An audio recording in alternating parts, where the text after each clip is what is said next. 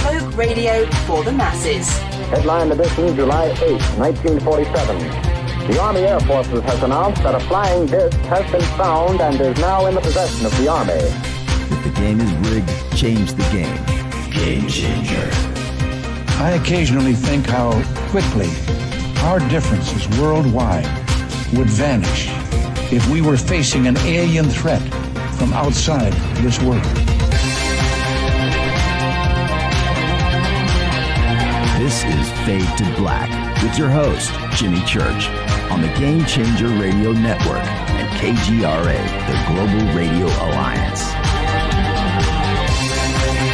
I need your help to get to the year 1985. You're listening to Fade to Black with Jimmy Church on the Game Changer Network.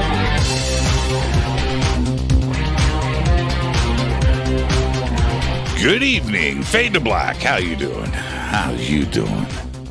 How you doing? How you doing? Fade to Black, bespoke radio for the masses. Yeah, man. How you doing? All right. Today's Wednesday, February 16th, 2022. 47 days into the new year, only 318 days left. We are live from a bunker somewhere in the middle of nowhere, a total undisclosed location. But it is beautiful in here. Oh, it is. Made all the more beautiful today. What happened? Oh, I can't say. Something did, though. Few things. How you doing? How you doing? I would like to welcome everybody listening all around the world, all across the United States.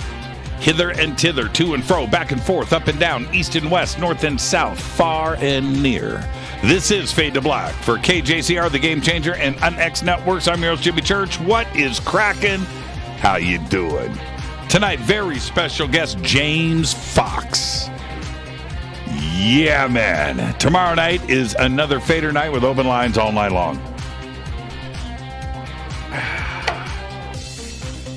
How do we top the last show?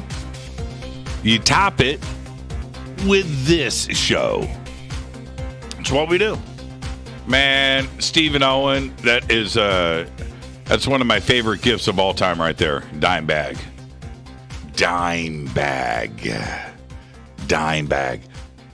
If you ever have access to my secret stuff and you need passwords, just start going down the Pantera song list, and you'll figure everything out. But then you got to get the numbers right. Then you got to get the special characters right, and and I got my way of doing things. But it's one of the Pantera albums.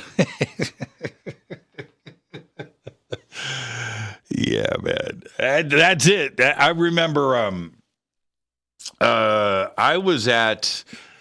I don't want to disclose too much here, but let's say I was at a financial advisor's, an institution in the op, right? And they were like, okay, you need to create a password, and boom, and he was standing right there, and he goes, "What is that?" I go, "Not a Pantera fan." Pantera? And I was like, okay, that's a good password then, isn't it? It was just really funny. It was hilarious. All right. Why did I even disclose that? I disclosed that for a reason. Oh, yeah, the dime bag GIF. That is really cool. Man, I love the dime bag guitars. I really do. Okay, tonight James Fox is here. I'm going to start right there. James Fox. Tomorrow night is Fader night with open lines all night long. Got a lot to discuss tonight with James, and he's really busy. He is working on his new film, and right before the show, he took me on a tour of his studio, and he's got his editors there working on the film. And that was pretty cool to get a little personal tour of what is going on. But they are working really, really hard. They've got deadlines to meet. And so, but we will be talking about Virginia. We're going to be talking about that tonight. Virginia. We're going to talk about that tonight and a whole lot more. James Fox is here. Okay, what is this? Man, you guys are moving too fast for me. And that's Mediterranean. That's I would love to look at that picture, but when you click on it, it's a thumbnail. You need the bigger one. I can't see what's going on. Follow me on Twitter at JChurchRadio. At JChurchRadio. Follow me right there. Hashtag F2B is the sandbox. We don't bite. Hello to everybody listening and watching all around the world. And I was just over in the chat room saying hello to everybody. And let's get the show cracking. I'm very excited. James doesn't do interviews that often. I think that we all know that. And we have been talking now for a couple of weeks to get things lined up. And he just doesn't do interviews. And especially like right now, they are in the thick of it, getting this next film done. But he's here with us tonight, and really looking forward to it. It's just been a phenomenal week on the show. Valentine's Day. I had hail yesterday. Last night, Lou did his drive-by, and what a great conversation that was. And I loved all the feedback, which came in all day today. And a lot of email. Got a lot of email. And I would say that in a general sense, everybody says the same thing. That was the best interview that Lou has ever done, and it was just a lot of information, and I'm just glad that everybody appreciated that. And we're going to do the same thing tonight with James Fox. All right. Let's get rocking here. Breaking news. The U.S. Space Agency, NASA, wearing my NASA shirt tonight for this, right? See it? Right? NASA shirt, represent. NASA has released the first picture captured by its new imaging X-ray are you ready for this? Polarimetry. How do you polarimetry, explore.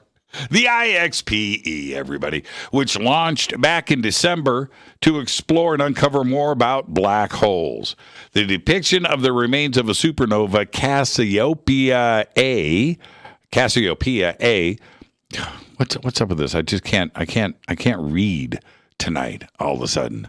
Situated some 11,000 light years from Earth, was sent by the satellite back to NASA. And everything was revealed on Monday. The celestial object consists of the leftovers of a star that exploded back in the 17th century.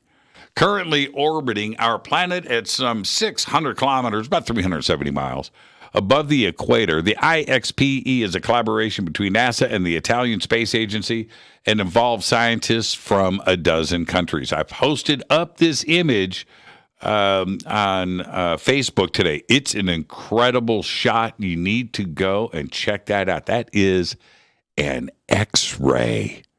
So cool. All right, now we've known for a while that Earth's deepest depths, its core is solid iron.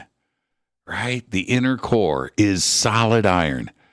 Well, now it is made of pure iron, and now scientists say it might not even be solid either. Simulations by a team of researchers in China suggest our planet's innards are somewhere between solid and liquid in a super-ionic state. The research has published in the journal Nature. Yu He, that's his name, a physicist at the Chinese Academy of Sciences and co-author of the study, said the calculations were a new starting point to understand the inner core. He and his colleagues found the inner core creates a superionic state made up of hydrogen, oxygen, and carbon. And it's unlike any solid or liquid form that we know of. And that's insanity. You know, I've often said, man, we don't know we don't know nothing about the inner core. Nobody's been there. It's all guesswork. That's all it is.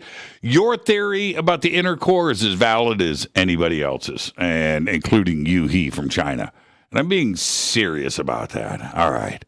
A micrometeorite colliding with a satellite caused a 7-hour internet outage for people in Australia back on December 21st.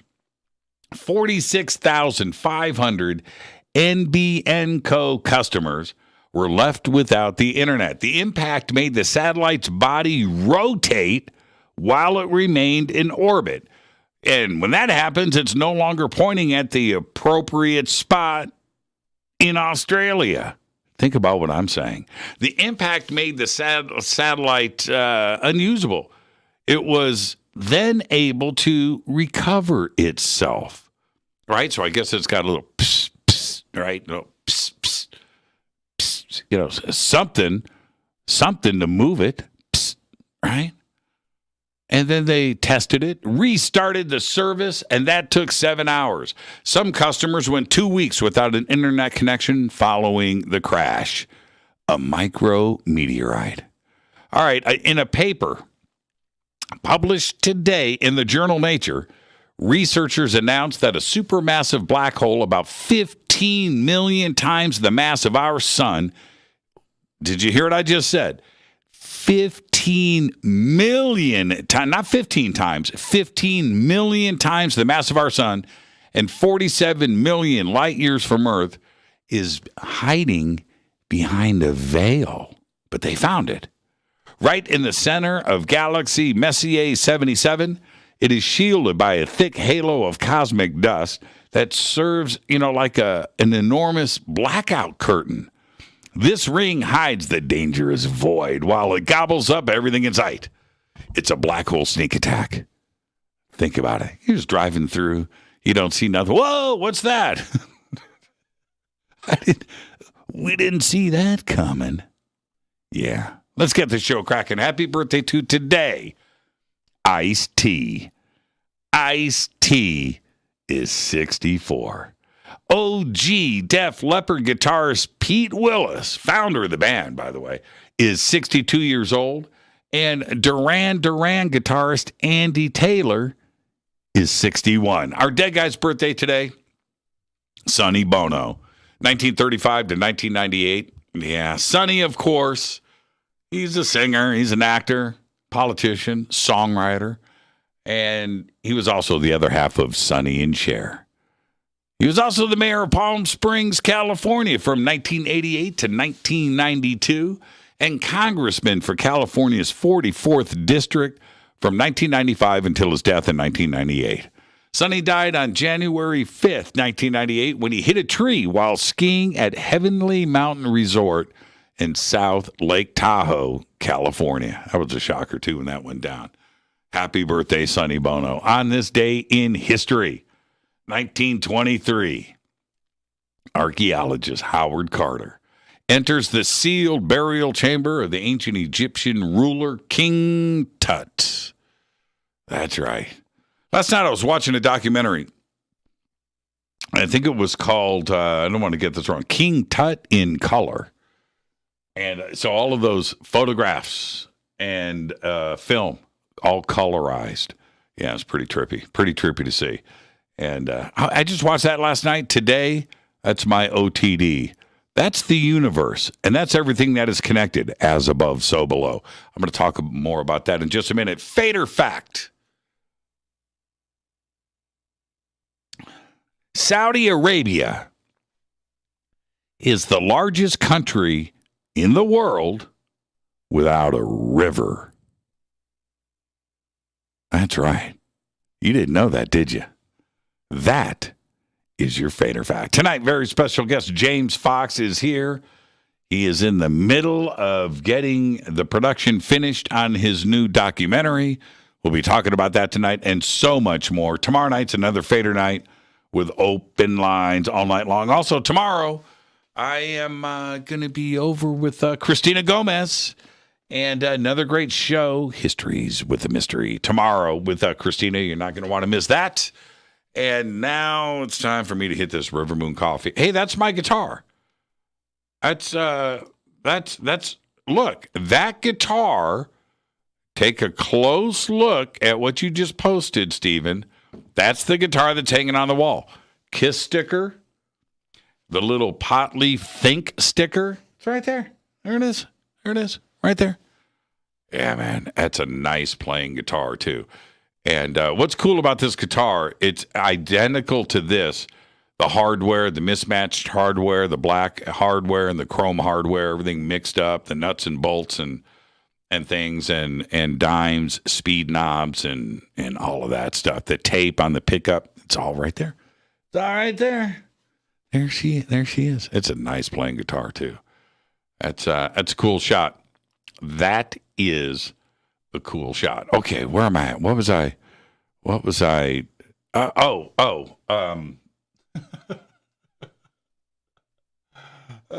man. I was thinking about James Fox. Here's the deal. As above, so below. And I've been reading a book on alchemy. Let me get my thoughts together. Been reading a book on alchemy. And here's the deal. When we hear or read things like as above, so below, and every derivative of it, right? To move forward, first you must move back, right? To open your eyes, you must first close them. Whatever, it goes on and on. You can apply it to anything. And all of these things are easy to say. They're even easier to think up because you can apply that concept, this thought process, to absolutely everything. From the tiniest particle to the vastness of the universe. It's just too simple, and it just doesn't make any sense, right? Think about it. You see the old wise man in some movie, serious movie, comedy, doesn't matter. Some old wise man, to look up, you must first look down. It's like, dude, stop with that, right? Okay. All right. And you can just apply it to anything. And here's the big or, because I'm going to say or, when we say it just doesn't make any sense, it's just too simple, right? Well, or is that the answer? Is that the answer? That everything, absolutely everything, is connected in such a basic, simple way. That this is the way our mind and brain works. For every positive, there is a negative. Ones and zeros, black and white, right? And we hear it all the time. For every action, there's an equal and opposite reaction, right? Here we go. It's like everywhere. You can apply it to everything. Now, trying to chase these things to find the answers is probably impossible. You just can't do it. Which is exactly the point. How many alchemists throughout history lost their minds trying to figure things out? Can't do it. Even more dramatic. How many physicists have tried and still try to get to the theory of everything? Can they do it? Well, honestly, probably not. I heard Brian Greene say recently that at the current pace, and they are working on string theory right now, at the current pace, string theory will get worked out in the next 50 to 100 years, if ever. That's Brian Greene speaking. So can it be done? Is it impossible? That's alchemy. And it applies to anything. It applies to anything. It applies to physics. It applies to the universe. So if we go back to the as above, so below circle that you can apply to anything. If we take this view and apply it to, say, life after death, psychic abilities, remote viewing, channeling, astrology, all of it, that there is something out there that we don't understand, but it is real. And it's all connected. How does the average person, if we take this thought process, this thought experiment, if we just lay it out there, how does the average person know about it? I'm talking about the average person, somebody outside of our community. Does something happen in their life that opens up their eyes? Right? They're not listening to Fade to Black. They're not reading books on alchemy. They're not chasing down these things. They don't even think about it. So does something happen? If all of this applies, as above, so below, if this is going on throughout the universe and you got Brian Greene and string theory and trying to connect all of these dots and trying to figure things out, is there something that would happen in the average person's life to open up their eyes where they just go, whew, holy crap? I think as an adult, after living life a certain way, it becomes more difficult to have fundamental changes. It does. And I think that we all understand this. That's why I keep looking back to when I was a small child, and I talk about this often, and this is the reason why. What went on back then? Those important events that maybe showed themselves, but we might not have understood, right? We're kids. For me, I always go back to those Sunday mornings at the house. And, I'm 7 years old, 6, 7, 8 years old. And Sunday mornings, parents are still in bed. They're still in bed. They're not up yet. But the kids, my brothers and sisters, we're up at the crack of dawn. And Saturday mornings, we had cartoons. Up early, TV's on, we're watching cartoons. H.R. Puffin stuff, it's on, right? Land of the Lost, it's on. Cereal. Sunday mornings, we didn't have that. We didn't have the cartoons, but we still got up early because the parents are in bed and we could terrorize the house. And so on Sunday mornings, turning on the TV, back then, I don't know what goes on now because I don't have TV, but you turn on a TV on Sunday mornings back in the day, all religious programmings, every channel, you had church. That's it. And this is what would happen to me. This thing, have you ever electrocuted yourself? You ever done that? Like stuck your finger in a light socket or a broken, and you just, right, you shock yourself. Have you ever done that? I have. Well, that's what would happen to me on Sunday mornings. And I figured it out very quickly that this thing would happen, when religious programming was on Sunday mornings.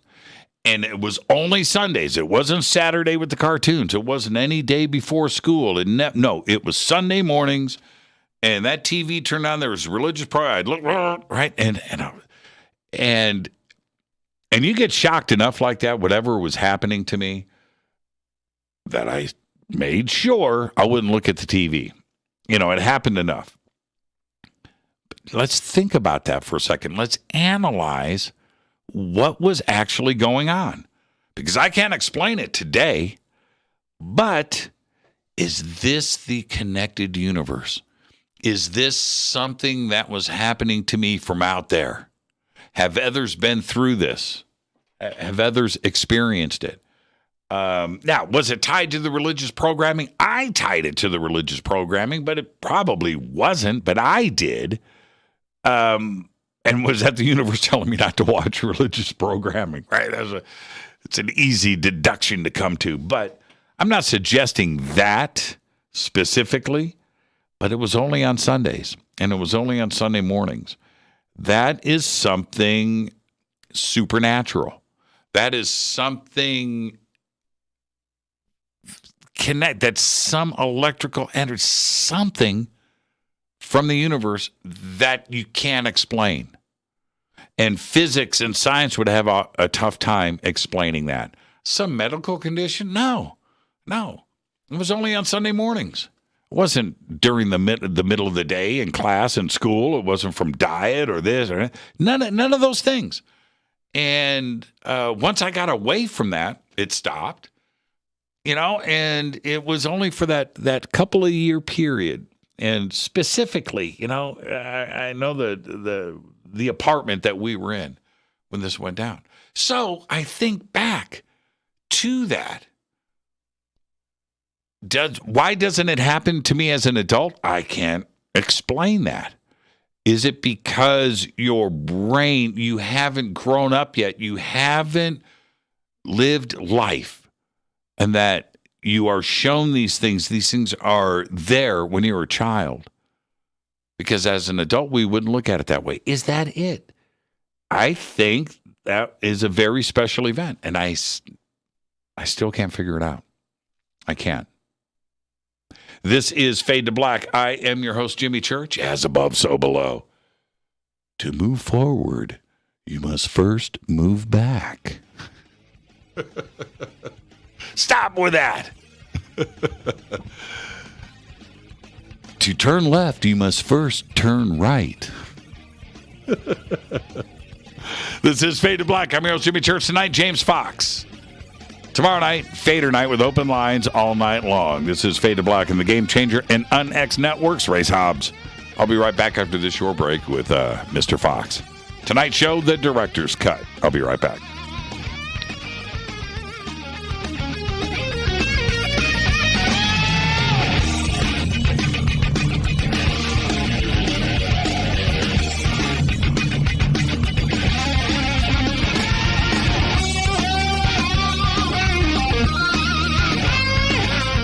This is Nicole Church, daughter of you-know-who, and you're listening to Fade to Black on JimmyChurchRadio.com and the Game Changer Network.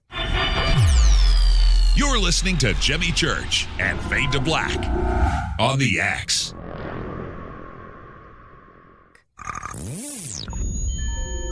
You're listening to Jimmy Church, Fade to Black. Fade to Black will now pause for alien identification.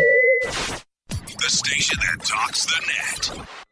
Introducing the Game Changer blend from River Moon Coffee that delivers a customized blend made specifically for the Fadernauts. If the game is rigged, change the game. It's a bolder cup with some bite. Game Changer is the coffee of choice for those that prefer an organic dark roast that is slightly lighter and milder, but it's still dark. With wild notes of pecans and chocolate with a rich, balanced, full-bodied cup that is roasted to perfection for a great coffee to start your day, as an after-dinner coffee or anywhere in between. Artisan, small batch roasted to perfection. USDA certified organic, all River Moon coffee is freshly roasted and packaged in the USA.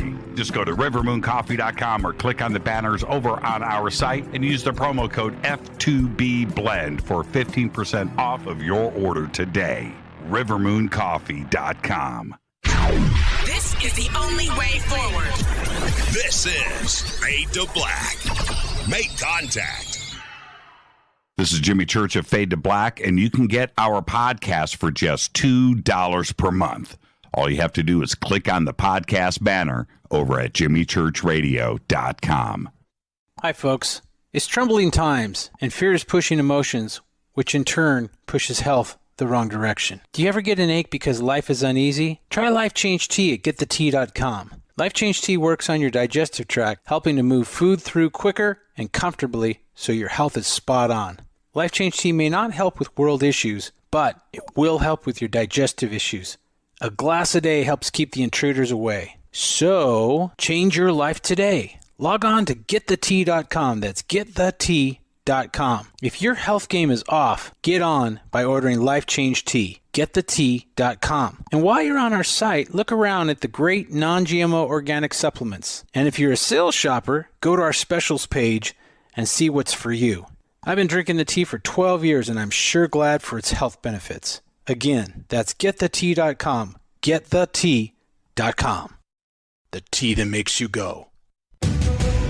The new KUNXDB, the UNX Network, bringing you the best in paranormal programming in premium high-definition streaming audio and video. Log on to the network at unxnetwork.com and check out the growing lineup of programs, including Jimmy Church, Whitley Strieber, Micah Hanks, and many more. Sign up for the free UNX newsletter, follow the UNX blog, or pick up the latest edition of the UNX magazine.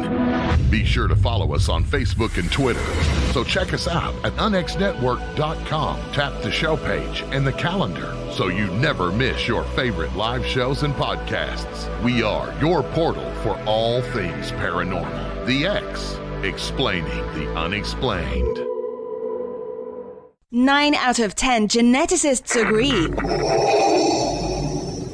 Fade to Black is not your father's radio show on the Game Changer Radio Network. Hi, this is Rob Reiner from Anvil, and you're listening to JimmyChurchRadio.com. What's up? I'm Chris. What up? This is Kyle Massey, and you're listening to Jimmy Church Radio.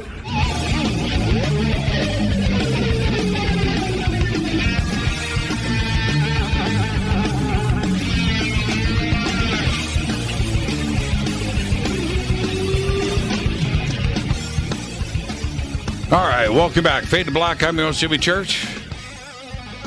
On the Game Changer and UNX Networks. How do you top your last show? You do it with this one. Tonight, James Fox is here. We've got a lot of stuff that we're going to cover tonight, and I just want to get straight to it. He was born in England, native of California. He's now on the East Coast. He began his journalism career assisting his father, Charles Fox. He was a writer and doing all that cool stuff. Car and Driver, Sports Illustrated, driving around and hanging out with all those cool people in the automotive and sports world. He finished and sold his first documentary to Discovery by the time he was just 28 years old. He has since completed and distributed TV products for Sci-Fi, the Learning Channel, Nat Geo, History Channel, and, of course, we all know all of those frequent appearances on Larry King Live, Nightline, Dateline, Anderson Cooper, and others. His documentaries, Out of the Blue, I Know What I Saw, and The Phenomenon are some of the most respected films on the UFO subject. And, of course, you can go to thephenomenonfilm.com if you are the last person on Earth that hasn't seen that film. And I would like to welcome back to Fade to Black, James Fox. James, good evening, young man. Busy? Thank you for having me on. I would have said no if it was anybody else. Yeah. This was a lot of work, man. You made me work for this one. You made me work for this one. Okay, I'm just going to say this. This is Fox's conversation with me earlier today on the phone. He's like, Church, I've got George Lucas at the house. I've got Spielberg coming by later. I'm really busy, man, and I've got stuff to do. I'm just doing you a solid. I was like, okay, man. I appreciate that, James, and I don't want to upset the great James Fox these days. You're a busy guy, and I want to start here. And all seriousness aside, everybody knows I'm just kidding. But are you challenged by the success of The Phenomenon? I wanted to take advantage of the spotlight, the brief moment that I've had with The Phenomenon, and continue the momentum. And there's a lot happening. There's a lot unfolding. It's hard to keep up. And I challenged myself in the sense that I've never turned a film around in this record short period of time, like 8-9 months. It's always taken me 4. I mean, The Phenomenon took me the better part of 8 years from concept to completion. I'm doing a film now I can announce the title for the first time ever, Moment of Contact. I know it's kind of screams at me throughout the film. I say it a number of times on camera, and I was like, I like the ring of that one. So Moment of Contact on the Varginha UFO incident that happened in 1996. And we're turning around from pretty much filming to edit in 8-9 months. And so that's a tremendous amount of pressure. And I know that there are high expectations, but I've sort of trying to invent a new formula that would allow me to put out content in a much more expedited way. And I think I found that formula, and I'm applying it, and I'm working 17-hour days. I mean, I told Jimmy, I was like, Jimmy, I haven't shaved in a week. I'm working 17-hour days. I'm not kidding. Yesterday was like almost 20 hours a day, and I'm in no state to be. He's like, it's okay. It's just audio only. I'm like, okay, we can do that. You don't have to shave for Fade to Black. You don't have to brush your teeth. You don't even have to take a breath mint, And but the reason why I asked such a direct question is because the reception that the phenomenon had, it was deserved because, quite frankly, it was just a fantastic film, and it was the subjects. It was the editing. It was the cinematography. It was the music. It was the complete package. Now you can't come out below that, right? Everybody now has an expectation of something much better. Now you've got a great subject this time around, but you've also got to deliver on all of the other fronts. You don't have a choice, do you? Well, the advantage I have now is that I always, prior to this, wanted to create the seminal feature-length documentary on the topic to establish the reality that of the phenomenon, and I think I've accomplished that with the phenomenon, the film, The Phenomenon. And so on that platform, based on the assumption that the phenomenon is real, I can move forward with cases without having to do all the historical stuff that I've had to do in prior films. So that is a tremendous relief. I remember getting through the last, history lesson, because I kept saying if I could penetrate a much broader, more mainstream audience, I'm going to have to assume that they don't have the background of the phenomenon, and would find cases, close encounters of the third kind, like Africa, and the Socorro 1964 case of close encounter of the third kind, too unbelievable to accept. I think I've surpassed that now. So I'm moving forward on the assumption that my audience recognizes the phenomenon is real, and I can delve into much more crazy sounding cases like Varginha. I mean, I don't know if your audience is familiar with Varginha. We all are. And this, as far as cases go, where you're able to do the deep dive and bring information out that is fresh to everybody, that's the perfect case to do this. And then being able to go on location, go down with a film crew, and get it done. But before, I want to talk about Moment of Contact in just a second. But you did bring up to me, okay, I'm going to say it like this. It is important to break outside of the community, to get this message out to a broader audience, to get it out there to the rest of the world. That is the goal to do, because this community is always going to receive the film, and you're always going to have that built-in audience. It's getting out beyond that. And that was a question you asked me about my film, The Observers. You said, Jimmy, did you get out beyond the community, right? And that was, so that is on your mind. Is that also the continued goal for Moment of Contact? Absolutely. Absolutely. I mean, look, I remember reading articles and podcasts in the New Yorker, the New York Times, talking about crash debris, bodies, I never thought in my lifetime I would hear news from credible sources, intelligence agencies, senators, talking openly about crashed debris, recovered crashed debris, and bodies. That's astonishing to me. I mean, that's going down a rather slippery slope. And this case deals with exactly that. And one of the things I think the future audience is going to discover in this production, and this was something that I slowly came to terms with, was that the Americans were very profoundly involved with the Virginia case. And I asked that to every military, civilian, researcher in Brazil, where did this stuff go? And they all said immediately the United States. And we've got military witnesses that saw unusual activity from foreign governing bodies, United States in particular, at specific bases. And so it implicates the United States. This case, although it happened in Brazil, implicates the United States, because the United States came in, and I even know what military bases they landed, the dates they landed, and they recovered. I don't know what deal they made with the Brazilians, but they recovered the debris and the bodies.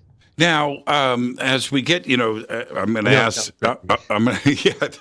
I know. I don't expect anyone to believe me. Just wait for the film to come out, because I didn't believe it either. So, well, when I ask, what is the update of the film, I'm going to frame this next series of questions inside of that, which is, do you feel that going down with cameras rolling, that the Brazilian military, current or past, retired, whatever, that they were open to you and they didn't feel blocked? Was it an open communication, or did you still have to work at it?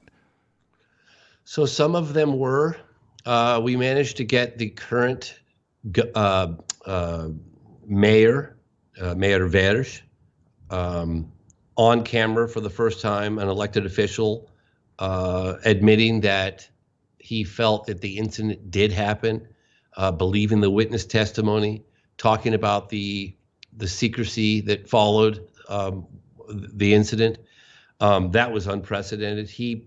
I remember sitting down with him, he was going through security to get to his office, and it was a big deal. It was a sitting mayor of Virginia. Sure. And he was openly talking about this. And I thought to myself, gosh, this guy is incredibly receptive to our presence here, investigations and everything that's happening. And I asked him if he could pick up his phone and make a few phone calls for us. And he did. And he gave us access to some other politicians, some witnesses that have never been found. But paralleling that effort, there was, because I was quite public about it. I mean, I was on news stations and I did some podcasts, and there were witnesses that we were speaking with. This will come out in the movie, that we were speaking with and managed to get on camera for the first time in history, that were at certain military bases, and the heads of those military bases were within days reaching out to the individuals that we had just met with, asking questions about this U.S. Production that was doing a film on the case. Had they heard anything about us? Had they met with us? And of course they said no. But they were hip to what we were doing. And like I said, some were receptive and others absolutely not. Did you ever find yourself having to explain what happened to everybody? This is what happened. This incident, this craft, it might have been a flying saucer, ET, having to go through that process, or was everybody just right there and knew what you were talking about? We took cameras into the street of downtown Varginha, Brazil. We spent a couple of hours. We had actually signs in Portuguese asking for anyone that had any information to come forward.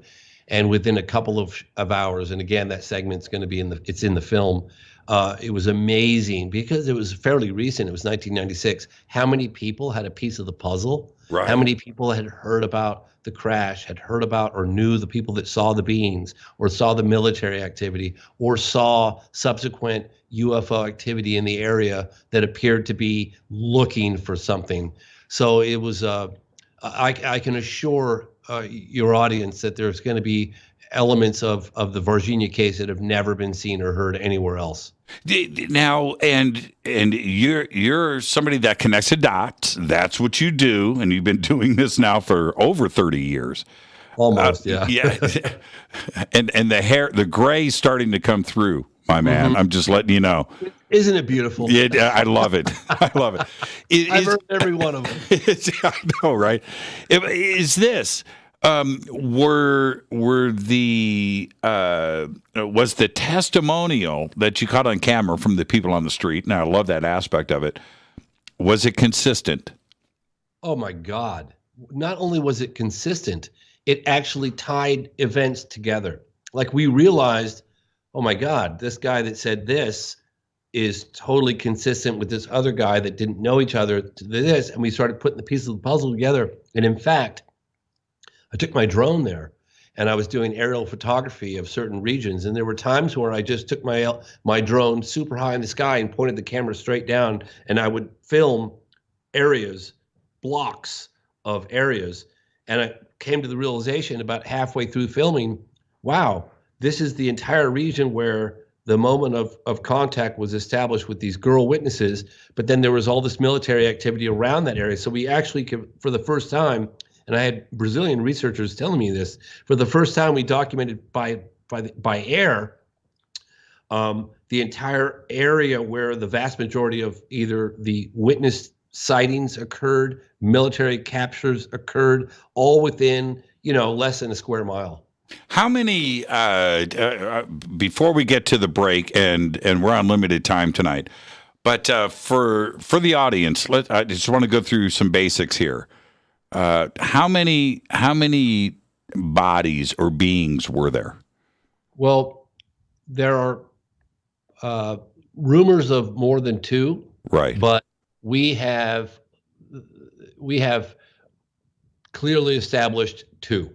One was shot and captured on January 20th, 1996. The other one was captured by this guy, Marco Cerizzi, who's a military police officer. The driver was named Eric Lopes, and he was captured alive. He was taken to two separate hospitals, Regional, then Humanitas, and eventually escorted to EZA military base, Tres Corazones, Three Hearts, in the area of Minas Gerais, and then eventually went to a place called Campinas, which is where the Americans landed on January 22nd.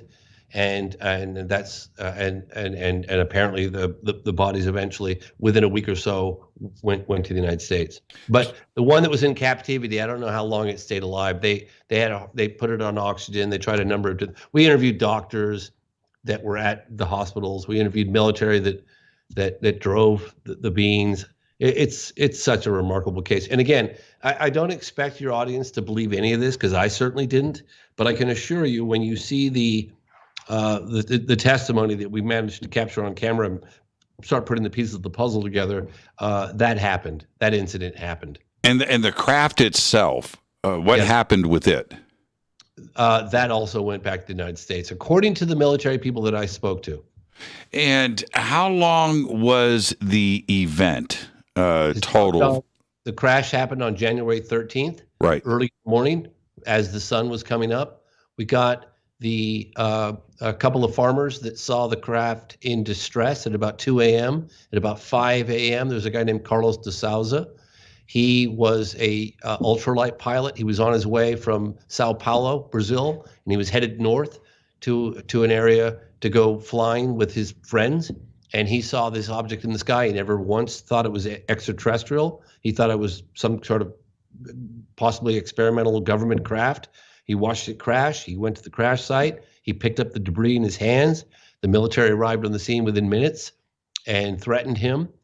He gave one brief statement to a very famous Brazilian UFO researcher on camera named Claudio Covo, and then he disappeared for 25 years. We found him. We brought him back to the crash site for the first time in 26 years and did an extensive interview. The object was the size of a minibus. It was shaped like a cigar. It had weird porthole-like windows. Most of it disintegrated upon impact, but there was another portion of it that was not. About 7 days later, about 15 miles away is where the live creatures were seen in the town of Virginia. And so you have the collection of the debris. You have the military involved, the United States military too, as well. This stuff had to go to a base. So ultimately, we're talking about an event that was over 7 days long. This was a long event. This wasn't an overnight thing. Yes. And the thing about it is that the military came into the town of Virginia. And if you talk to the locals, they'll say that military in all the years, all the people that have lived there have never seen a military presence like that in the town of Virginia, and that they surrounded a particular area, cordoned it off, and threatened civilians with guns to go any further. In fact, we got the main news media outlet, Princessa TV, this guy Ney, who was trying to report on the incident while the capture was happening, and they were also threatened to go to jail if they went beyond the barricade. And so we have all these testimonies on camera talking about it, and we have archival footage and obviously modern day footage.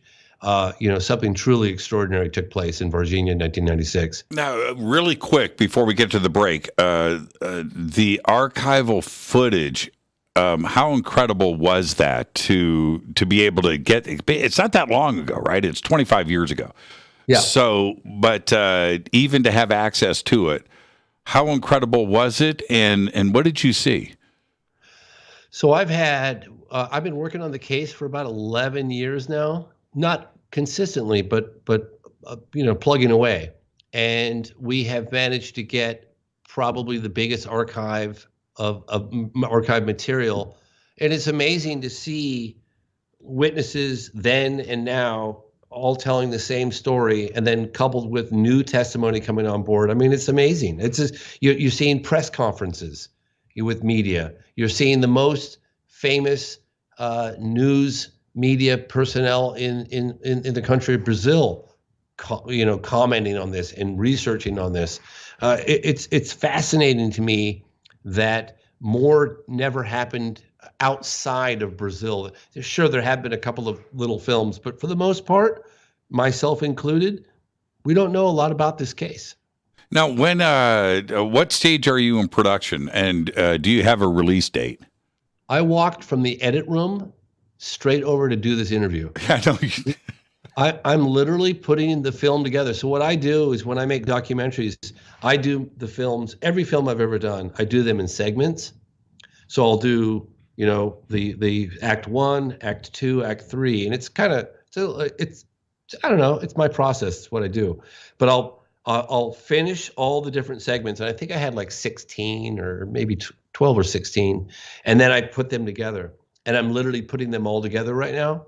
And Acts 1, Acts 2, Acts 3, and then I stitch them together and finesse the narration, and that's where we're at in production right now. So we have a film that's roughly 100 minutes long.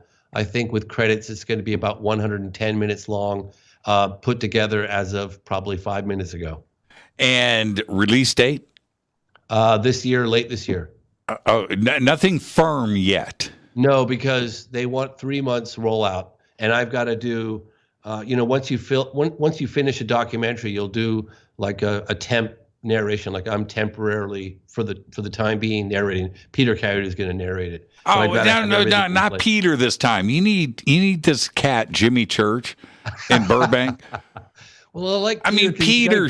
Oh man, he's been awfully loyal to me, and he's the best. He is the best. He is the best. I narrated my first film last year. And it was great. I really enjoyed it. I got it off the bucket list, and it's out there, and it's great. But let me tell you something. You get through something like that, and you really appreciate an artist like Peter Coyote. And I'm being straight up. He's always been somebody that I would love to emulate and get. And I finally did it. I'm like, you know what? Once is enough, man. Well, you know what's funny is like every time I go to meet with him, and I think this is the 4th or 5th film that he's narrated. Right. His producer will go, all right, so how long is the movie? The movie is about just under 2 hours. Okay. And so how much? Okay, so he needs about 45 minutes in the studio. I'm like, no.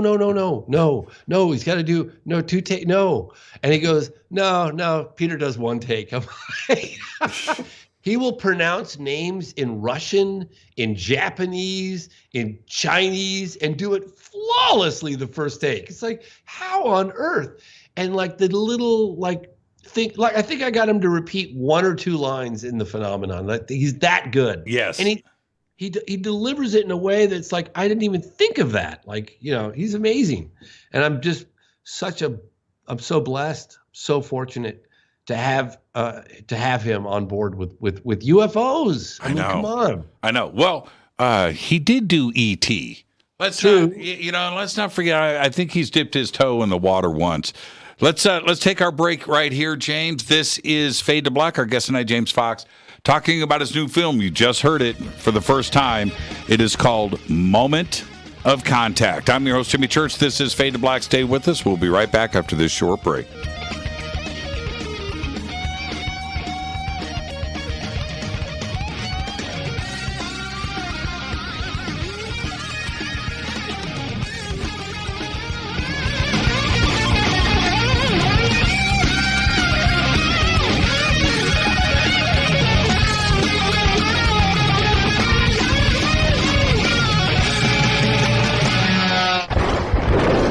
This is Fade to Black with Jimmy Church on the Game Changer Radio Network. Your 1 million gigawatt paranormal powerhouse, KUNX-DB, BX. This is Billy Carson with ForbiddenKnowledge.tv. Forbidden Knowledge TV has just reached its 1-year anniversary. That's right, 1 year. And as a show of appreciation, we are giving all new subscribers a free 30-day trial of ForbiddenKnowledge.tv. That's 30 days to binge watch thousands of movies, documentaries, conferences, workshops, lectures, yoga classes, meditation courses, and so much more. So log on to ForbiddenKnowledge.tv from your computer or mobile device, or get the Forbidden Knowledge TV app on Apple TV, Roku, Amazon, iTunes, or Google Play today, and use coupon code 30daysfree. That's coupon code 30 days free on ForbiddenKnowledge.tv today. Because you never got that pony you always wanted. Damn it. Jimmy Church and Fade to Black on the Game Changer Network. Listen, I know, and you know, that you've always wanted your first crystal skull. Or maybe you're a collector just like me, but you just don't know where to go to find the real thing. Then I met Carolyn Ford over at EinsteinTheCrystalSkull.com. Carolyn is the guardian of Einstein, one of the most respected ancient crystal skulls in the world. All of her unique skulls have been imprinted sitting with Einstein in his sacred lodge and are carved from the finest gemstone and materials. Imprinting is the process of receiving the ancient wisdom from the master skull or master computer. Einstein, the ancient crystal skull.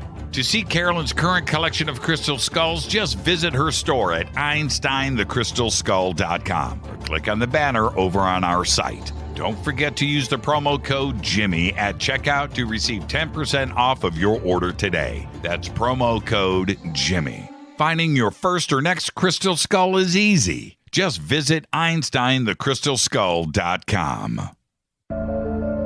When you take the beans from Central America with dashes of Indonesian and African mixed in and then roast it to the dark side of Fade to Black, you create the ultimate brew of fringe. Introducing the Fade to Black blend from Rivermoon Coffee. Yes, Rivermoon's darkest customized roast was created for the love of Fade to Black. The alchemy of masterful roasting and smoking the beans is in every sip of this full-bodied, dark Java. I need my coffee dark, deep, with distinct bittersweet chocolate highlights, just like the bunker. Leaning further into the darkness of the roast is Fade to Black Blend from River Moon Coffee. Just click on the banner at jimmychurchradio.com and use the promo code F2BBLEND for 15% off of your order today. Hello, I'm Katie and you're listening to my main man, Jimmy Church, on jimmychurchradio.com. Hi, this is Ray Hobbs here, repping the planet, and you're listening to my good friend, Jimmy Church, Fade to Black. This is Toby Kebbell. You're listening to jimmychurchradio.com. Don't hurt me, Jimmy. I'm only little. Hey, I'm Adrian Grenier. And this is Ari Gold. We're the Honey Brothers. We are also Honey Brothers. Hey, I'm Adrian Grenier. And I'm Ari Gold. We're the Honey Brothers. And you're listening to Jimmy Church. The Revolution. This is Jimmy Church of Fade to Black, and you can become an official Fadernaut by just going to our membership section at jimmychurchradio.com. Hello, this is Serena Wright Taylor from Conscious Life Expo, and you're listening to Fade to Black with Jimmy Church, who holds the Lucky Pony record for the best astrological chart since 1963. True story. This is Micah Hanks of the Gralien Report, and you're listening to Jimmy Church on Fade to Black.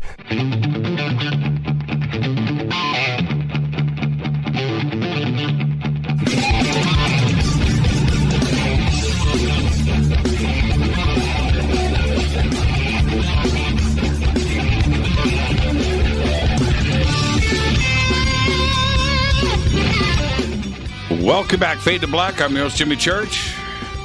Tonight, James Fox is here. And this is a treat for me because I have to work at it. It's not an easy thing with James. But here's the deal. I've got a joke for you, James. Okay, you ready? I'm ready. Okay. A fox and a coyote walk into a bar. Okay, that's it. You're supposed to laugh. You're supposed to laugh. I laughed. I thought it was pretty good. What do you prefer? You've been at this for a long time, and we've got some fundamental changes going on with nouns. What do you prefer, UFO or UAP? It's funny you should ask because I just gave like a 90-minute class that I was invited on, and I said no for like 3 months, and they finally coerced me to go on. And I put together a 90-minute presentation where I had to talk to a camera for 90 minutes. And I addressed what has been happening in the last couple of years with the issue. And I said UFOs for the most part. And then I prefaced it by saying now commonly referred to as UAPs. And I understand why they changed it. UFOs have a lot of baggage. Unidentified aerial phenomenon, I guess, is more appropriate because it's a phenomenon. But I don't know. I kind of prefer UFOs. And is it when you're on the streets, right? You're down in Brazil, right? You're doing the thing. Yes. Would has the change been made down there? What did you say? No, they say les ovnis. Right. Ovnis. Right. Which is UFO, right? Yeah. And I can't. I if I have to, I'll say both. At the same time. Pretty much the same, yeah. Yeah, UFOs, UAPs. I can't make the adjustment. I don't know if it's that I'm just, too old and set in my ways, but I agree with you. UFO. I like UFOs. Yeah, but people know what a UFO is. They do. And it doesn't have the same impact when you say, are UAPs real? It's like, it kind of falls flat. And then you have to explain. Yeah, then I have to say, so I prefaced it by saying UFOs, and then I said commonly referred to today as UAPs, unidentified aerial phenomena. So, yeah, I prefer UFOs, but I understand why they have shifted to UAPs. Now, you've been out in the front of this for a very long time, and in the media, of course, and through your filmmaking and research. Do you consider yourself, because you're in a weird position, you're a director, you're creating media, but do you consider yourself a part of the media? No. Why? I don't because, there's a rumor circulating right now in South America, in Brazil, that I'm some sort of government agent and I'm, with the deep state. And I just laughed. I remember my partner, Marco Leal, who's been working with me on Virginia now for about 10 years. He's like, you realize that there are rumors circulating that you're part of the deep state now. And it's like, I couldn't be further away from that. I am as independent as one could possibly be. I don't affiliate with any news organization. I'm totally and fiercely independent. I've had offers to go with Netflix and other big, well-known organizations. And to be honest with you, at the end of the day, it's not about the money for me. It's about my independence. It's about doing what I've always done. I did this for free. In fact, I worked, parking cars and painting houses to continue doing what I do because I love what I do. And I don't want anyone to step in and tell me how to do it or to influence what I want to say. You know what I mean? And I love that freedom. I love that liberty. I love that independence. And I'll never, ever, ever steer away from it. Now, if we go back, it's not worth it for me. You know what I mean? I love my independence. I mean, I did that show, that silly, stupid show. God, boy, I had to make up for that one. I didn't want to bring that up. Now you're bringing it up. I didn't want to bring that up, and myself to blame as well. I mean, what can I say? I did it. It was horrible. It was like, what's funny? I sold my soul. This is a yes or no question. Okay. Do you even remember the name of the show? No. Yeah, exactly. Exactly. Okay, so let's move on off of that. I'm sorry. In that, I don't want you to be the old guy in the room, but right now you're very respected. All right, you've been there, but through all of this, and if we go back to the Larry King days and the way that this was dealt with at that time in the media, that you would find yourself in 2022 in like a media and worldwide acceptance of the subject, right? That we are actually here. Does it feel right to you? It's really weird. Actually, it's funny you should say that because just today I participated in a special that's coming out by a big news organization. I'm not sure if they made the announcement about it or not yet, but they sent me text messages asking me my opinion on certain stated events with UFOs and nukes. And of course, Robert Hastings is the guy to talk to about that. But just the fact that they considered me someone who knew what they were talking about, a trusted resource or source of information, I kind of had to pinch myself. And I thought, wow, I never thought I'd see the day where, organizations would be reaching out to me to get clarification on UFO cases. And it's just weird, it's like I'm doing the same thing today as I started doing in my 20s. I've just managed to, I guess, get some level of credibility in the field. And why is that? I have to ask myself, why is that? I think because I don't draw any conclusions and I let the witnesses speak for themselves, and I try not to influence their perception or perspective on their experience. Not mine, it's theirs. And people, I've been criticized, by some skeptics, and I have to, reach out to them and say, look, man, I never said ET or alien visiting the planet Earth. I don't say that. Do I believe that? That's an entirely different topic. That's an entirely different question, and it's irrelevant. I just report on a case based on the people that were there. That's it. I mean, I put it on the table and allow the audience to make up their own mind. And I feel like that's how it should be done. Well, and in the same respect, if you flip it over and away from you, are you surprised that the media is now taking this seriously? You're not, you are not trying to get the media to speak about this. And instead, it's flipped over. They're coming to you, and they are taking the subject serious. Is that surprising? Yeah, it is surprising. It's surprising, and it's like I remember when this big news organization was at my house filming me a while ago, and they started asking me about my current project, and I just said, actually, I'm gonna take the fifth on this one. They said, "What do you mean?" I said, I'm not going to comment on it because you're going to think I'm crazy, and I don't feel like defending my position on it, and just let my work speak for itself.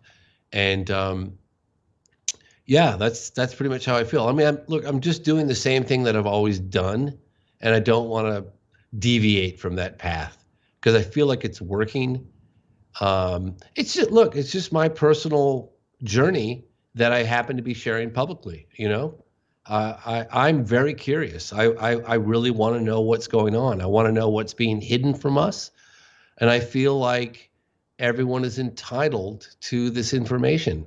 And, funny enough, the more I learn, the more I realize how much I don't know, I kept thinking I would get to the bottom of it, but I'm not. Yeah, right. And staying on the same subject, is the media now a friend of the UFO community? I think they're realizing that they've had a huge gap in time on a potentially massive story, and they're starting to realize that the phenomenon is real and that they're playing catch up. I mean, look, I think the phenomenon, the film, played a small role in educating some of the media. Mm-hmm. I'm really proud of that. And there's been so many other individuals. I mean, I tip my hat to Christopher Mellon and Lou Elizondo, and I get comments, periodically about, they're part of the deep state and everything else. I'm like, even if they do have military ties, they're doing a fantastic job, and I stand firmly behind their position and what they're doing. I could not have more respect for Lou and Chris and others that have been putting their necks out and really pushing for further transparency on the topic. Did you read Chris Mellon's latest article in the debrief? Oh God, it made my head spin. I thought I could never write something like that. That's absolutely amazing. And it's funny, actually, at paralleling that article coming out, I was preparing for this 90-minute class that I gave, and they wanted some archive stuff, digging up of my past. And I came upon the trailer for I Know What I Saw, which I think I did in 2008 or 2009. And I was calling out the Air Force on live television on CNN, which at the time, Larry King Live was a very big platform. I mean, there were tens of millions of people watching that around the world. And I called out the Air Force to tell the truth. And I remember when it happened, I was thinking, ooh, did I just step on some big toes? I do that. And I thought, well, that's funny because Chris is doing that now, because the Air Force has been awfully silent lately. And when you have a headline, byline headline, like this article in the debrief, which is, is the United States Air Force AWOL on the UFO UAP issue, that's a very direct thing. You don't have to read between the lines there. And I thought maybe Chris is going to make some people angry. Do you think that there's anger there that could develop, or do you think it's, quite honestly, going to light a fire under the Air Force and have them actually say something? I think a lot of very big statements have been made recently in the last year, two, and you can't put the genie back in the bottle. And the Air Force, in my opinion, has been most quiet because they've got the most to hide. They've also, they've got the job of securing our airspace, and they're going to have to admit by revealing what they know that they're not able to secure the airspace, that there are objects of unknown origin whizzing around with impunity, and that's not something that I don't feel like they want to do for obvious reasons. Well, with your work and your research, did you try to approach the United States Air Force in the past for information or statements? Oh God, yeah. I mean, I'd reached out with FOIA statements. I'd reached out to the president. I've reached out, over the years, and they always give that sort of template response. The Air Force hasn't investigated UFOs since the termination of Project Blue Book back in 1969. Da da da da da da. And I'm thinking to myself, yeah, that doesn't quite add up, because I had the distinct advantage of having met with high-level government military officials from around the world for decades now, and they have all told me on camera that there was some unknown government agency, whether it was in Tehran or Belgium or Brazil, from the U.S. government, was there investigating. And I don't want to say threatening witnesses, what kind of, but definitely trying to influence witnesses, get their hands on any evidence. And so I've known that the investigations had carried on since the termination of Blue Book. It just went underground. Now, and I don't know if we'll find out the name of those organizations. I have no idea. Right. What I can tell you right now, in any court of law, I can prove beyond a shadow of doubt that there's been U.S. Involvement with cases dating back to since the termination of Blue Book. It's never stopped. Well, in the film, I know what I saw. It's there in the title. And so when you take that approach and we apply it to today, I was talking to Lou about this last night, where apparently the United States Navy pilots are better than the Air Force pilots. Yeah, exactly. They know how to take pictures. They know how to talk. They know what they're seeing. They know how to do that. And apparently they're okay with talking about this, and they're not afraid to do that. On the other hand, we haven't heard from one Air Force pilot. Forget about the Air Force. I'm just talking about the pilots in general. Why do you think that is?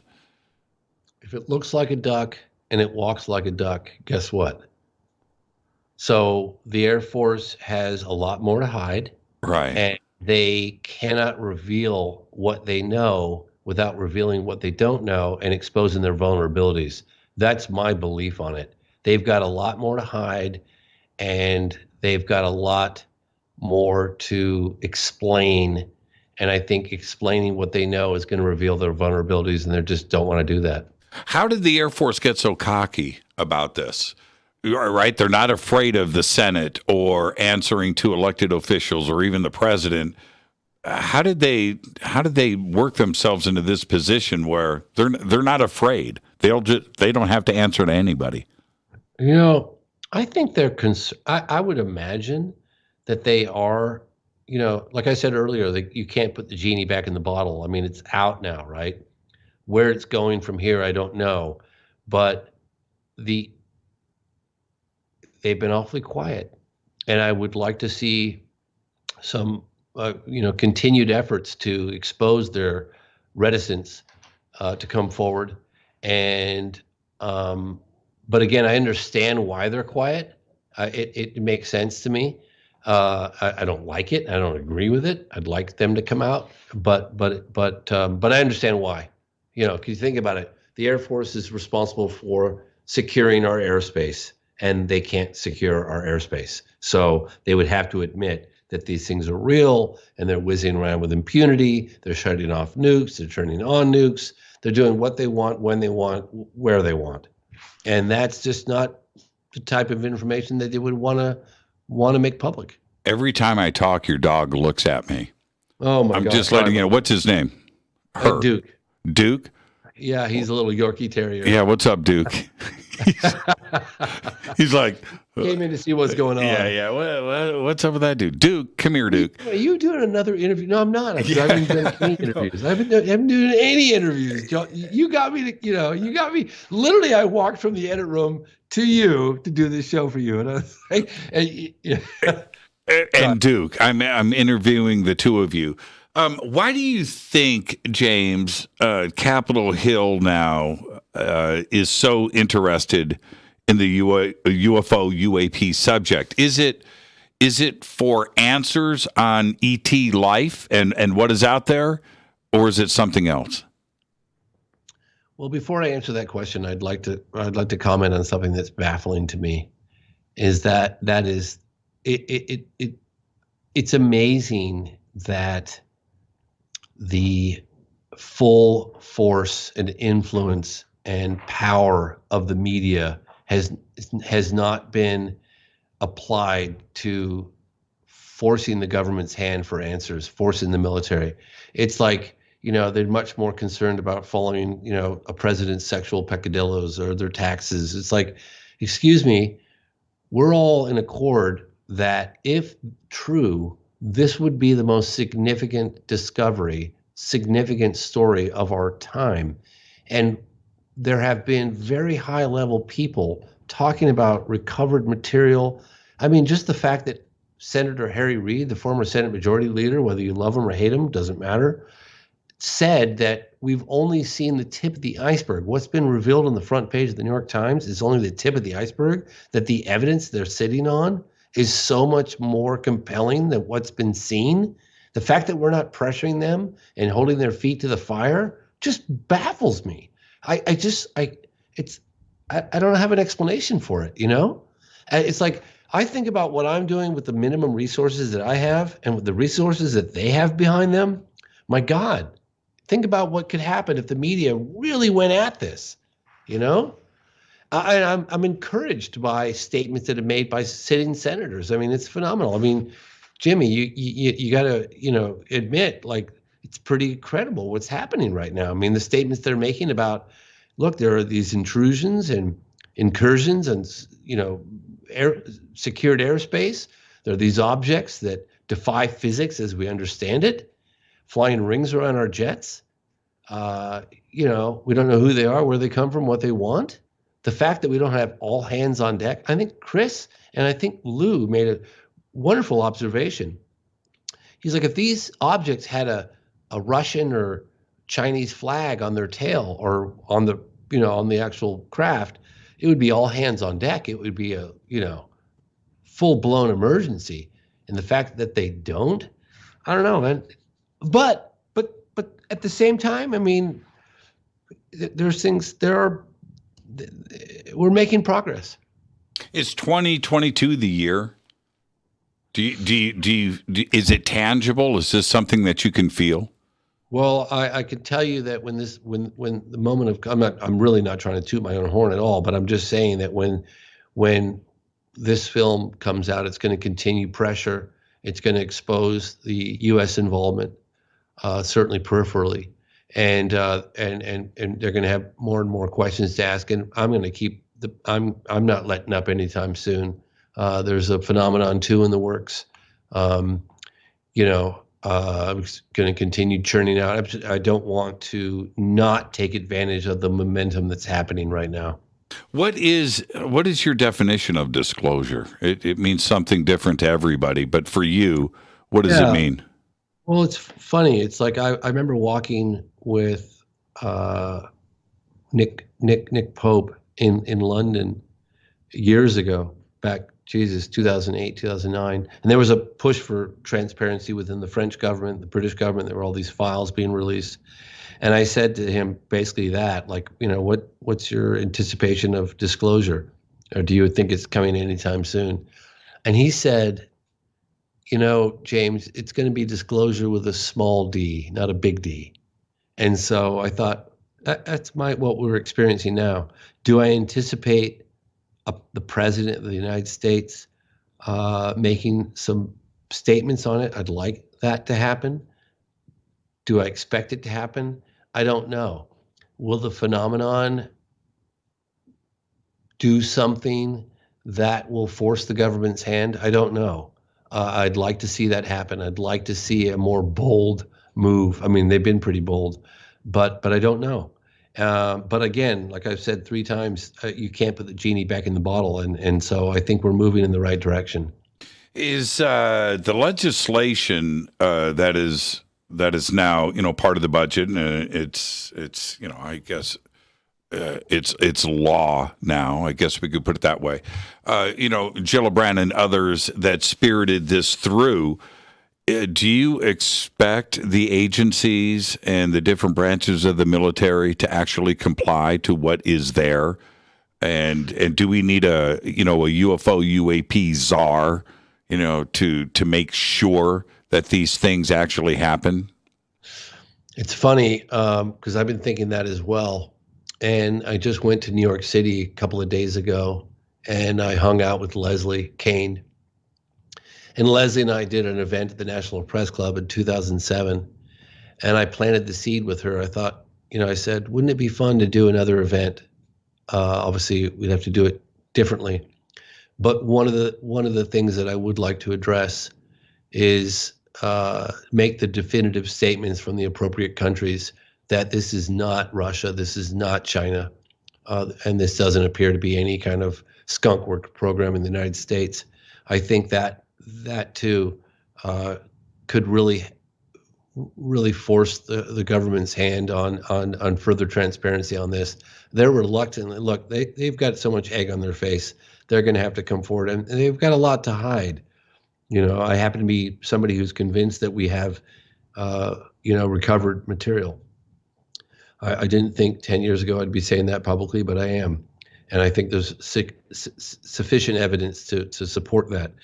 And keep in mind that it's a slippery slope. I mean, once they start, where does it stop? I mean, they're going to have to come forward and admit certain things, and that's going to increase transparency and push them further and further and further. At some point, if we continue on that path, they're going to have to reveal that they've got these bodies and they've got this debris that they've been hiding since 47. So, I think there's going to be resistance and reluctance on their part, but we just have to keep pushing. The amendment specifically calls for 2 unclassified public reports to be presented to Congress every 6 months, right? So that would mean sometime in June and then repeating again in December, and then a classified version once a year in December at the end of the fiscal year to Congress. Do you expect something different this time around than the UAP Task Force report from last June? Do you think that more will be presented to us? Not if they had it their way, I don't think. I mean, the intelligence agencies, it's one of the things that I talked to Senator Reid about, is that, look, we know this stuff is there. Lou has seen a lot more than what's been released. Who has the authority to actually release this stuff, right? And who are they? It doesn't seem to be the President of the United States. That one puzzles me because we know, according to very high-level people, that the evidence is there. Who has the authority to release it? They're not releasing it. Okay, there's lots of videos, part of ATIP, that haven't been released, that have been talked about, that would be much more definitive, that would shut up the skeptics. Those segments of videos have been cut short and released to the general public. In fact, it was funny, I was reading like a statement from the DOD, I think it was like 2020 of April, and they were like, basically acknowledging, authenticating the videos that were, they didn't say exactly walked out of the Pentagon, but the way they said it was like basically that were released without approval or something. They found a loophole and did that. But they, who has the power to force their hand on releasing this material? And I don't have an answer for that. Yeah, it's got to be a UFO czar. Somebody has to be appointed. And maybe even, somebody like... If they say no to the President of the United States, then they're going to say no to somebody appointed to UAP task force. You think they're going to listen to them? Well, but it would be better than nobody there. Hey, look, I totally agree with you. I'm not, at all. But I'm just saying, if the President of the United States can't get this stuff released, then who has the authority to do so? A tattooed pit bull named Lou Elizondo. Yeah. No. Yeah. I just don't have those answers. I wish I did. We have to keep pushing on the outside. We have to keep the pressure on and keep educating the public and keep educating the so-called mainstream media on this topic. And, I'm going to continue doing it. Chris has clearly continued doing it. You're continually doing it. The other researchers are continually doing it. And that's all we can do. Now, I know that you've got to get back to your editing. So, I'm literally going right back. I'm not kidding. I'm going to walk out of this room and directly back into the edit bay. I'm going to finish putting the film together tonight, all the rough segments. And I think it's going to be somewhere in the realm of 104 minutes. And I'm not going to sleep until that's done tonight. So. Yeah, right on. You used to send me clips. Jimmy, yes, what do you think? What do you think? I haven't seen any clips yet. I'll do that. I'll do that. Remind me in a week. I will. Send you the password. Now, I wanted to ask you this before I let you go. Yes. The release of The Phenomenon was going to be theatrical, and we were all excited about that, and the plans were made. Obviously, some things put the brakes on that. Is that a possibility this time around for Moment of Contact? Well, it's funny actually. It's the first film announcement that I've made where we got a lot of publicity for. I didn't expect that, but we did, just because I think they said something like from the director of The Phenomenon or something, and it got like written up in the Variety or one of these big publications. And as a result of that, we've had tremendous interest in the acquisition of the film. We haven't gone with anyone in particular yet because we're going to kind of see how it pans out. Would I like to see a theatrical rollout? I don't necessarily know whether The Moment of Contact would be the appropriate film for that. I don't know. We'll see. But depending on how things pan out with some of the contacts that we have, some additional evidence that we're pursuing right now, which is very, very exciting. I'm biting my nails every night. I don't know yet, but you have me on in a couple months and I'll fill you in more. Well, you deserve the red carpet, my man. You do. Oh, you do. Thank you. I don't. You deserve it. No, come on. You can be as humble as you'd like, and I respect that. You deserve the red carpet. All the best. Now, get back to work. Take Duke. He's waiting for you. Yes, get in there and start editing. And thank you for taking the time with us tonight, James. And I appreciate it, and so does the audience. Oh, well, thank you so much for having any interest in what I'm doing. I appreciate that too. So thank you, Jimmy. And thank you for your persistence, because, if you weren't persistent, I wouldn't have joined you tonight. I kept like, no, I'm telling everybody no. Oh, man. I gave you my best pitch, man, and you took the bait. You took the bait. You did. You had all the artwork all worked out. It's so funny. You know what? Let's not tell everybody my secrets, okay? But hey, James, behave and be well. Go get to work. I can't wait for this film, and I'm hanging you up. And thank you so much, and I appreciate all you do, Jimmy. Thank you, man. I really appreciate it. I love you, brother. Yeah, I love you right back, James. Thank you so much, and thank you for letting us know the name of the film. It is Moment of Contact. James, get back to work. Thank you so much, my friend. Thank you. Bye. I'm going to take a quick break right here. This is Fade to Black, and James is literally going back to work. I'm going to swing back after this short break. I've got a surprise guest coming in. This is Fade to Black. I'm your host, Jimmy Church. Stay right there.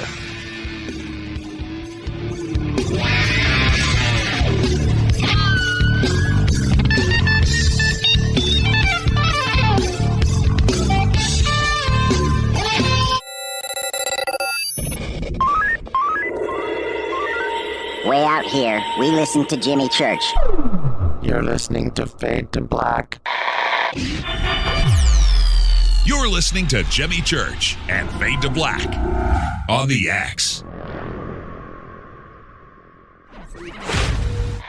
¿Qué tal, mis amigos? Yo soy Mario Carson, el tiburón, y los invito para que escuchen a mi buen amigo Jimmy Church Radio. ¡Claro que sí!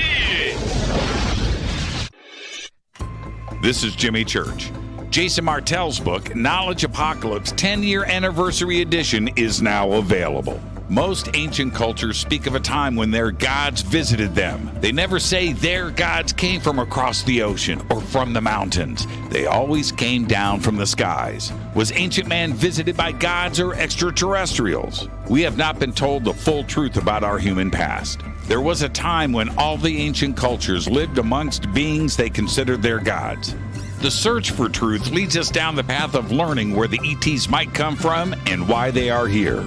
To understand some of these advanced topics and learn the truth about human origins, buy the new book from Jason Martell, Knowledge Apocalypse, now in its 10-year anniversary edition, available on Amazon.com by clicking on the banners over on our site, or simply visit jasonmartell.com. That's jasonmartell.com. Do you want to be an official Fadernaut? Of course you do. This is Jimmy Church of Fade to Black. Just go to our membership section at jimmychurchradio.com. Fadernauts. When you think about the future of our country and where we're headed, do you wonder about the food supply? I do. Disruptions in the food supply chain could be disastrous, and they usually occur with little warning. That's why the smartest thing you can do today is to stockpile emergency food, water, and other essentials. I personally recommend My Patriot Supply. They're the nation's largest emergency preparedness company, serving millions of customers for more than a decade. In fact, they're the only source my family trusts for our preparedness plan. You should too. Right now, save 20% off a full 4-week supply of delicious meals that provide 2,000 calories a day. Saving 20% helps too, doesn't it? Especially now. So go to preparewithjimmy.com and get ready. That's preparewithjimmy.com. There's no time to lose. Do it now. So, you love talk radio? Then you'll love TalkStreamLive.com. TalkStream Live is always on, 24/7, with the best streaming talk shows. Find your favorite talkers and discover some new ones. It's free, readily available online or on mobile with any smartphone or tablet. Finding your favorite talk shows all in one place has gotten a whole lot easier. Just go to TalkStreamLive.com. Be sure to download the free apps from Google Play or the iTunes App Store. You listen to us, and we listen to you. And so does the CIA. KGRAradio.com. You are listening to Fade to Black with Jimmy Church on the Game Changer Network. Oi, oi, I'm Reese Evans. You're listening to Jimmy Church. This is Revolution. The revolution will not be televised. The revolution is on radio. Ciao.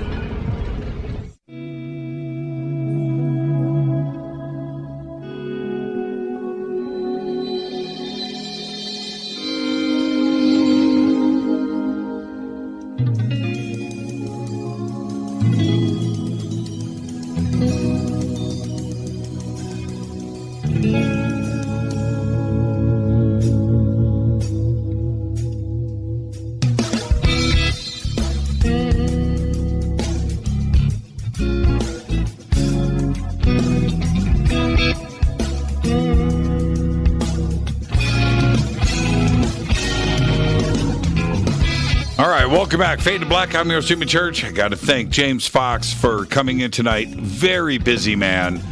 And I know exactly what he's been telling me what he's been doing. And but yes, he absolutely wanted to come in tonight and hang out and give us the update of what is going on. It's a very important film. And we now know the name. It was announced tonight for the first time here on Fade to Black. It is called Moment of Contact.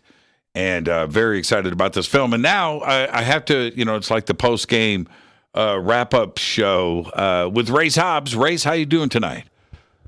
I am fantastic, Jimmy. Let's get this echo and stuff out of the way here. Okay. Good. Good, Jim. I got to watch Race Hobbs play air guitar in the break. And that's the only guitar you're ever going to see or hear me play. Man, you were packed. Man, you were just all Well, you have the best bumper music in all of talk radio, and everybody knows it. And that particular track is my favorite out of all of them. Yeah, it's called Flavo Phrase. I dig. Flavo Phrase, named after Chris Frazier, the drummer on that. Flavo Phrase. Okay. What a great week on Fade to Black. And last night with Lou Elizondo, I want to get some of your comments on that too as well. But James Fox, he is about as cool of a person as you can get to know, and I think the audience picks up on his vibe. He is totally passionate. And he brought up the TV series that shall not be named, but there was an incident that happened that caused him to quit the network, to walk away, and it is because of his passion. And they played a little prank on him, and it was wrong.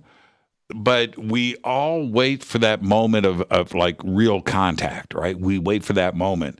And it was a little thing that was played on him, but his emotions got the best of him. He thought he had made contact, and he walked away. He walked away from the network.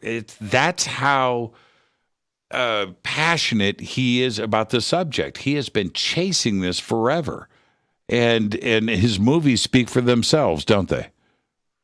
Look, James Fox is the real deal. Since I got into the media aspect of sort of the unknown, the UFO subject, the abduction, UFO, crop circles, implants, all of it, going public, you got to have thick skin. And I learned real quick who my mentors and models needed to be to get where I wanted to be sitting in this chair right now. Right.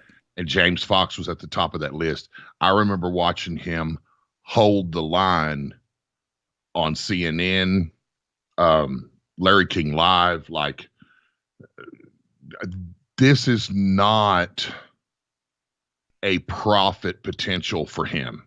This guy is not making dump truckloads of money off of what he's doing. It cost a lot of money to go to Africa, to go to Australia, to go all over the world and lug in all kinds of equipment and cameras. And I mean, what he does is what you're seeing, what you're hearing when you get his product in the end is a 100% noble effort from a true player in civilian disclosure. Right.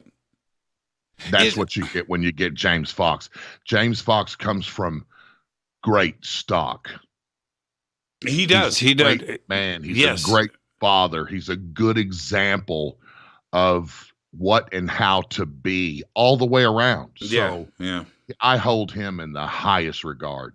When he was in, I'm going to share this with the audience. I don't think I've mentioned this before, Race. I don't know if you've heard this story, but when he was in the editing stages of The Phenomenon, the two of us were talking quite a bit through this period, and the power was going out in his neighborhood. And sometimes, these brownouts and these other things, and he had to go and get generators and bring him back to the house and fire those up so he could get the editing done. And then, but before that happened, he had to move out into a motel.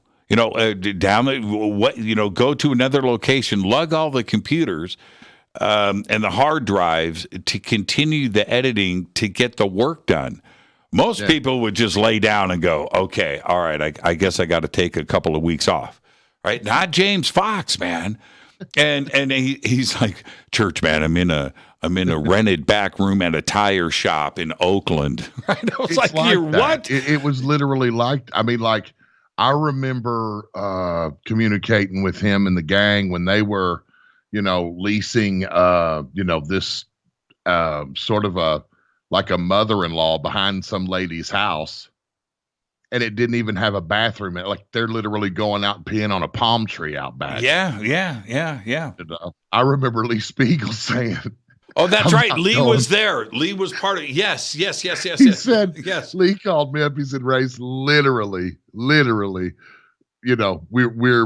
defecate, like not number two, but going outside to use the bathroom. And like he said, I'm not going back till they get the bathroom arrangements sorted. And I I fell out of my chair laughing, but the reality of it is that's the dedication for people who have real passion. Small things like that don't matter. It's, they'll set up in, they'll set up in a storage building if that's the only place they've got to do the work they can do. Yeah. Now in this new film, Varhania, it's now called Moment of Contact, by the way. I expect, now I don't know. Now I'm not saying that I've got some secret information. I'm not going to go there.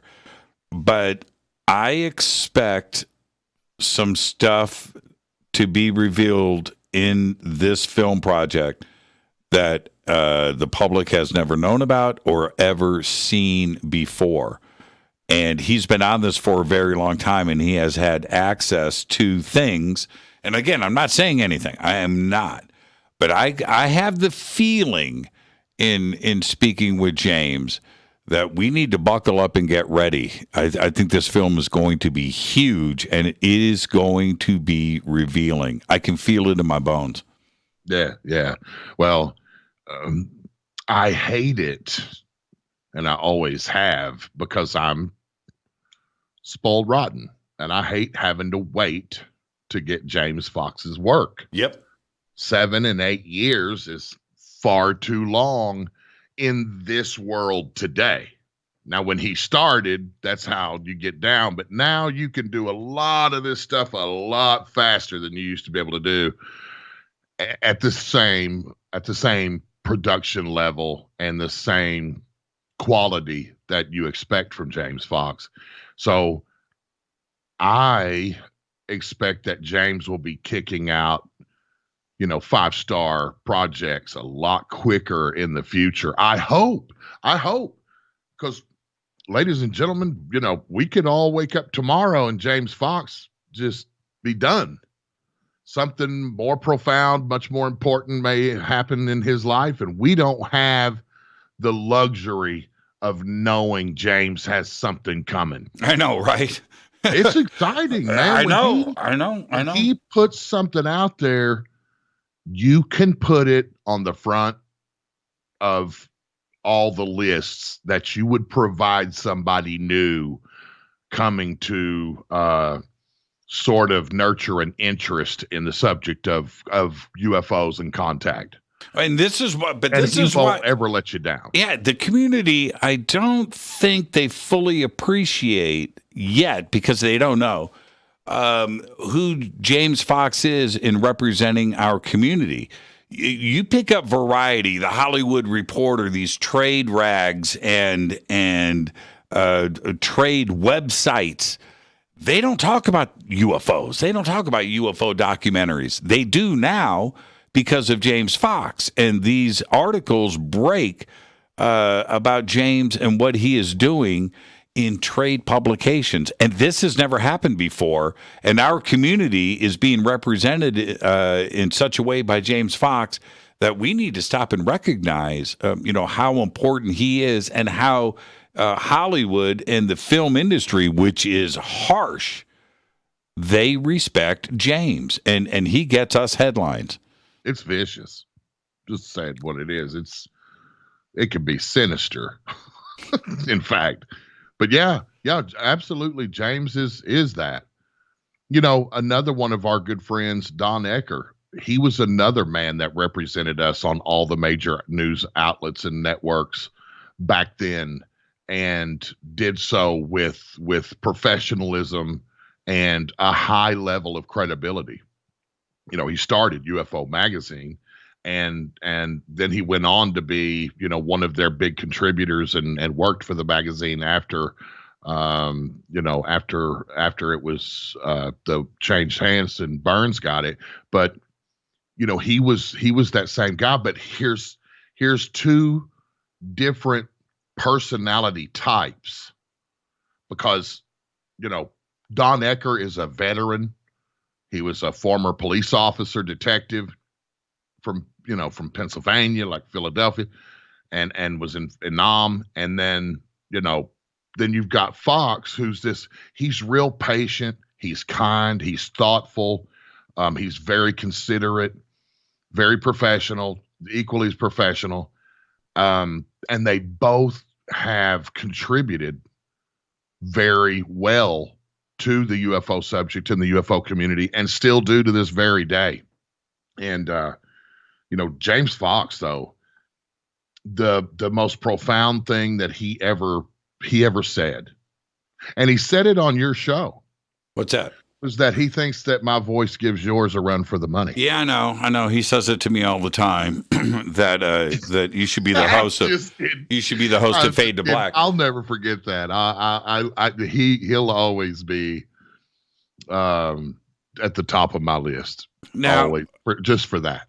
And the subject of Lou Elizondo, Chris Mellon came up a couple of times tonight with James.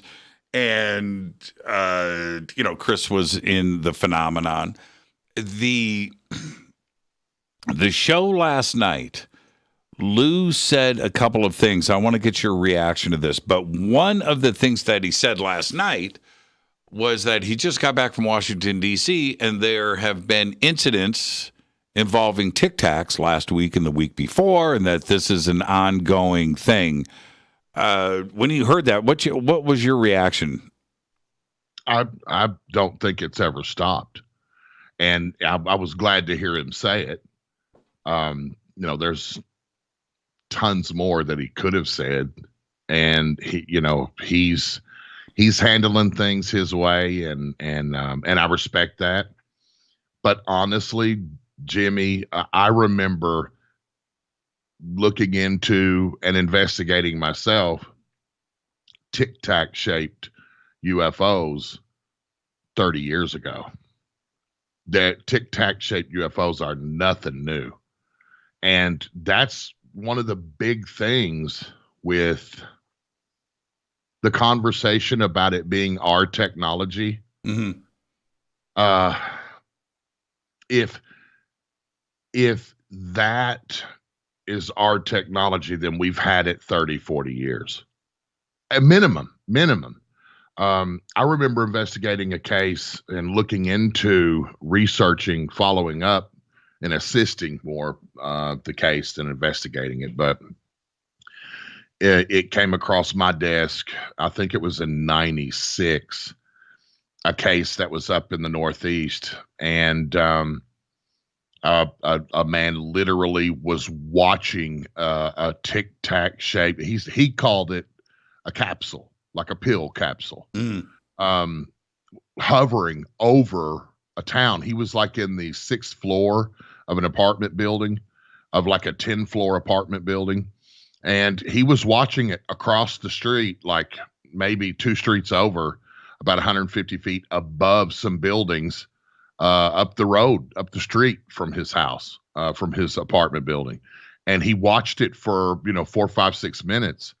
And then it just slowly rose, up vertically, probably about a mile. And then it just shot off, just like someone hit it like a ping pong ball coming off a paddle, just like literally just pow. And it was gone, like shot out of a gun.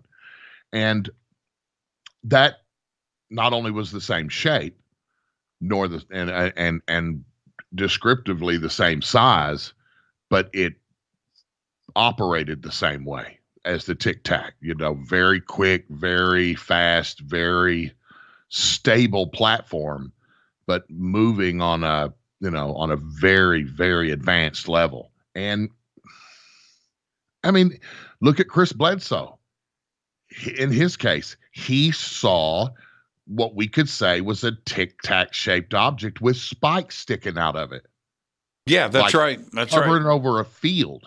On this program 3 years ago, after the tic-tac conversation started, forget about the tic-tac videos because that definitively doesn't show anything. We have the descriptions from the pilots that give us the tic-tac. Right.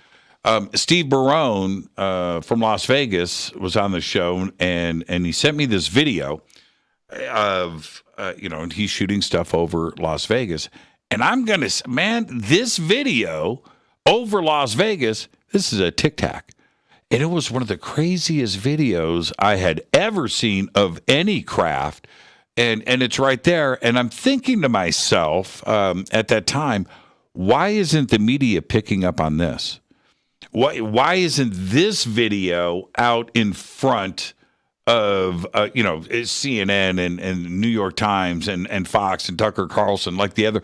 Because this definitively shows a craft flying over Las Vegas. It's a tic-tac, and it's white, and moving at a high rate of speed. So it's not just over the Pacific or the Atlantic Oceans with carrier fleets. We've got something over Las Vegas. Yeah. Well, I can say this. The military component in any story, in any sighting, in any report, in any leaked anything is always paramount for the major mainstream news. They will dive all over it if they think it's right that they should do so, regardless of what they're trying to jam down our throats at any given news cycle. Right. Repetitively, right? You just have to squeeze one in there. I know we're up against a break, but I'll say this. I just really hope that the listeners out there and the people that have an interest in this subject, and man, there's a lot of really critical thinkers that follow your show and follow us on the new mainstream over at the X. Listen, if you find yourself waiting around for the government to give you the answer, you're not going to catch any fish. That's what I'm talking about. Let's take our break right here. This is Fade to Black, Race Hobbs. Post-game wrap-up show with Race Hobbs. I'm your host, Jimmy Church. This is Fade to Black. More with Race after this short break. Stay with us.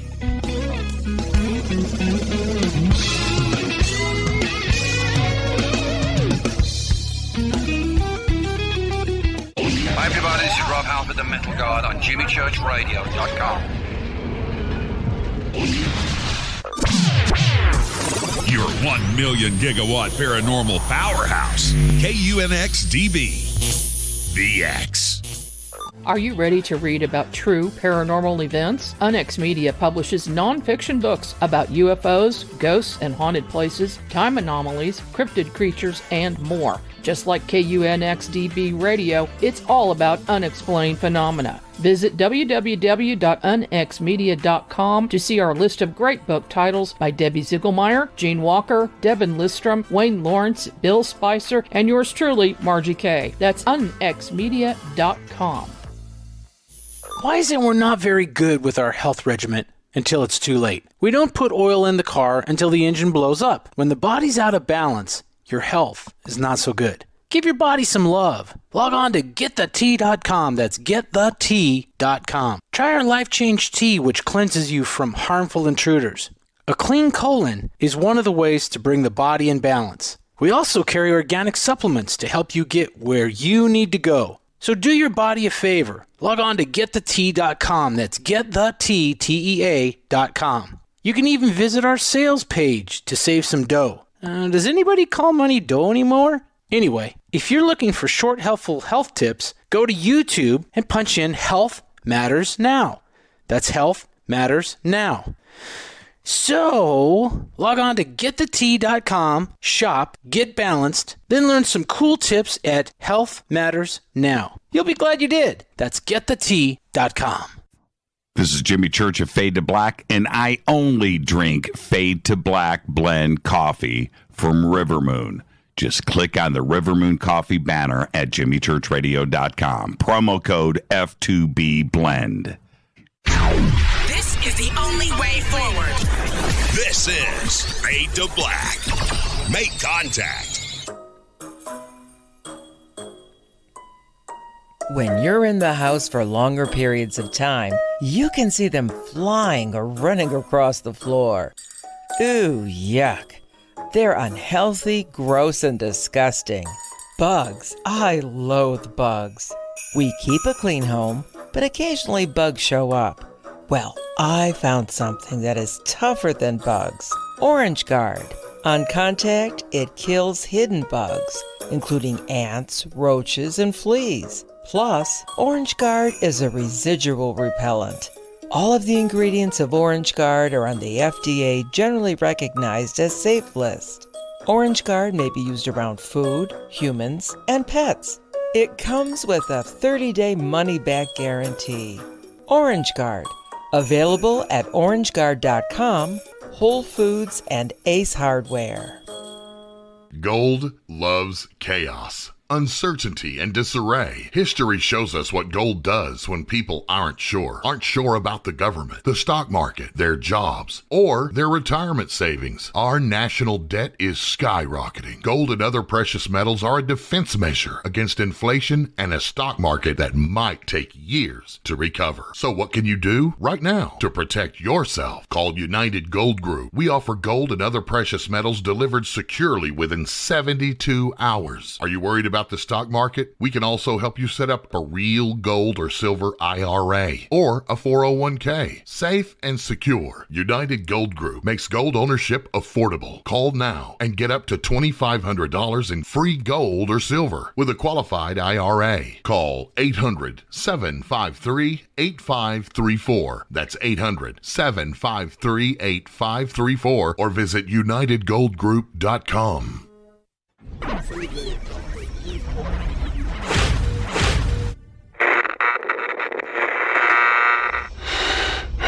You want to know a secret? I love ponies. I really love ponies. I'm serious. I couldn't stay sane without ponies to brush. Why fade to black? Because you never got that pony, damn it. This is Fade to Black with Jimmy Church on the Game Changer Radio Network.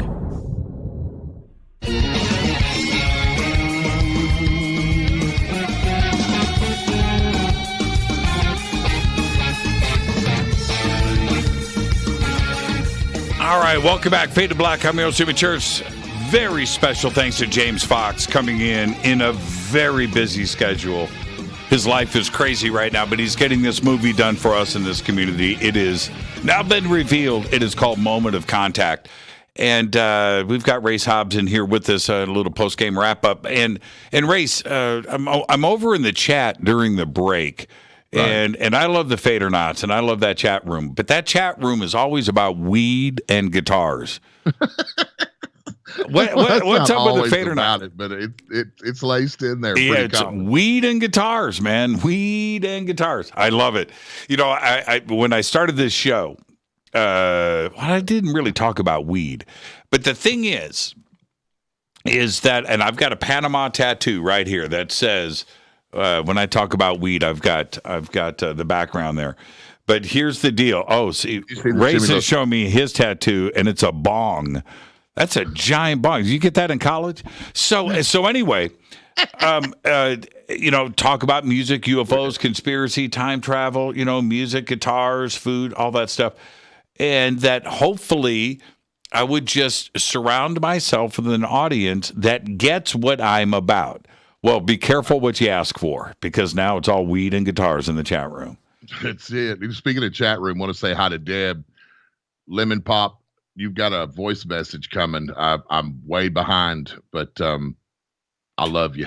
Okay, she is a true sister that's in the same lane I'm in, and one of my biggest. I'm a big fan of her. I'll just say that. Yeah, right on. So Nitrous. Love the Fadernauts, Jimmy. Love the Fadernauts. Fadernauts are the best. And Race, so Nitrous wanted to see the 74 Strat, which is here. Grab it. But here's the deal. I'm just going to say this with this guitar. As in all of my guitars. You can't see it here, folks, but I have a workbench over on the other side of the studio. It literally set up and so I can pull a guitar down. I've got all the tools. I've got all the guitar luthier stuff that I can work on my guitars, and I do it all the time. So this guitar is heavily modified, and I do this with all of the guitars. So I'm just going to say this. Here it is. Right? Okay. So on the surface, it's like, okay, right. All right. But it's not. So a couple of things. If you look here, right here in this slot, it's got a shim in there. I shim every neck on every bolt-on guitar that I have to tilt the neck up because I need to have everything raised off of the body. So it starts there. It's been shimmed. It's always in adjustment, and these frets were just polished. But this guitar, all the pots have been replaced, and these are Yngwie YJM pickups. And then I take the YJM covers off that say YJM, and I put the stock Fender covers back on so I can run in stealth mode. But this guitar is heavily modified, and the tremolo is set up to float. And that's what you have here. So this isn't your stock guitar and factory rig. Yeah, no, not around here, man. And I do that with every guitar here. Every guitar is shimmed, polished. I change the pots out, change the pickups, and do all of that stuff. So nitrous, that's what that guitar is. That's just a good looking guitar. Plays, man, it plays so nice. Well, one of these days. Not in your lifetime. No, it's going to be in my lifetime. Don't make me make a trip. Oh, man. But I'll storm the bunker and rattle that whole place to the ground. It's so funny. What I do here, I want to get back to UFOs. But, like, if I walk over here, it's like this. Okay, I've got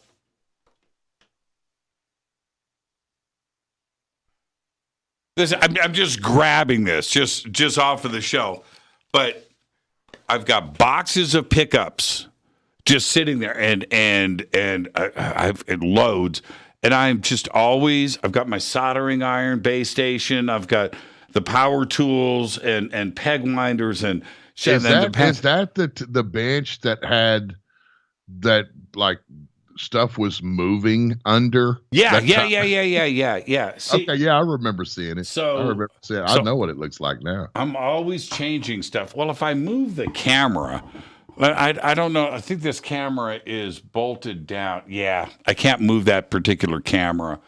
It's stationary, so I can't even show the area. But that's what I'm always pulling stuff down. And like this Randy Rhoads guitar, that just, and when I say shim, I'm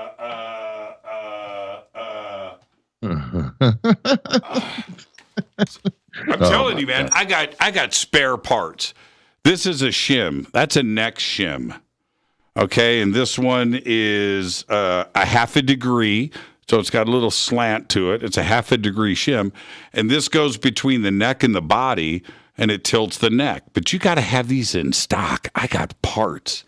Man. I got parts. I got little drawers full of stuff. And I'm always in motion when it comes to guitars. And I've got a feeling that you've been that way since you were a kid. Yeah.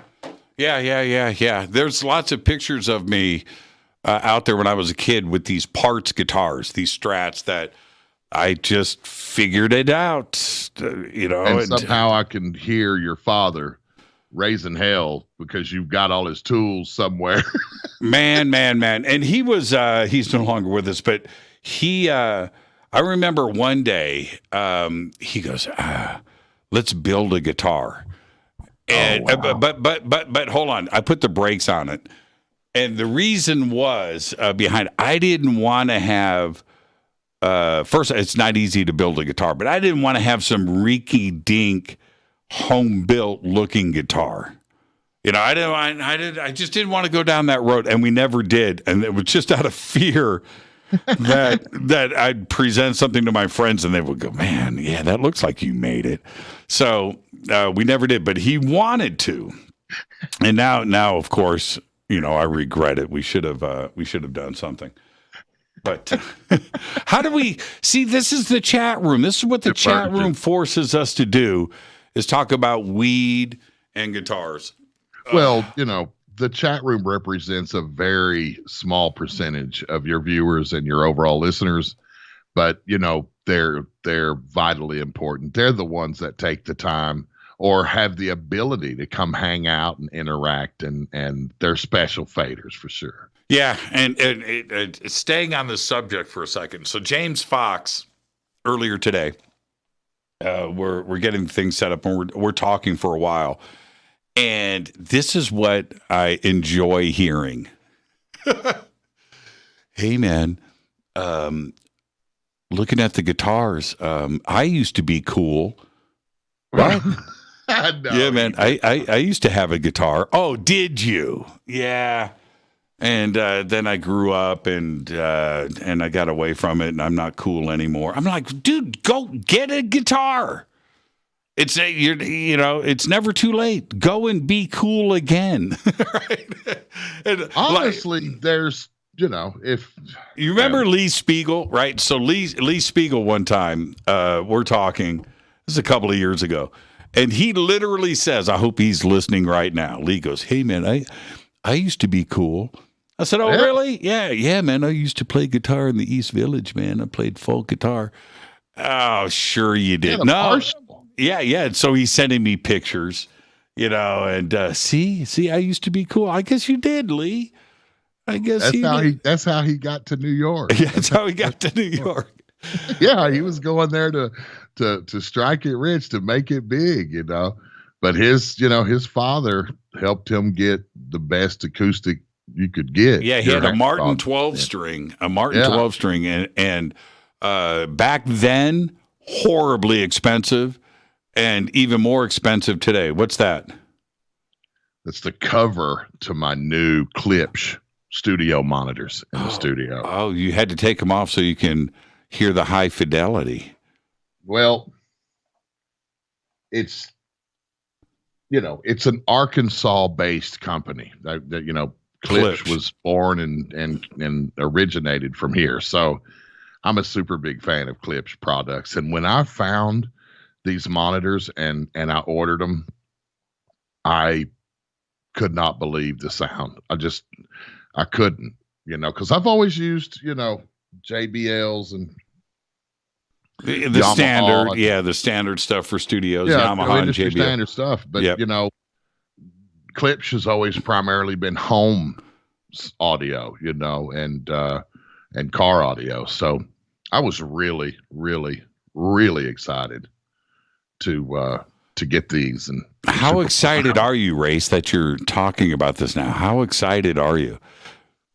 Well, it's almost as exciting as getting to be on Jimmy Church and Fade to Black live. I use Tascam. Right after that, I'll be firing these just up and rattling the windows out as soon as I get done. Now, I want to guys. You just reminded me of something. Believe it or not, yesterday Lou left another clue on the table.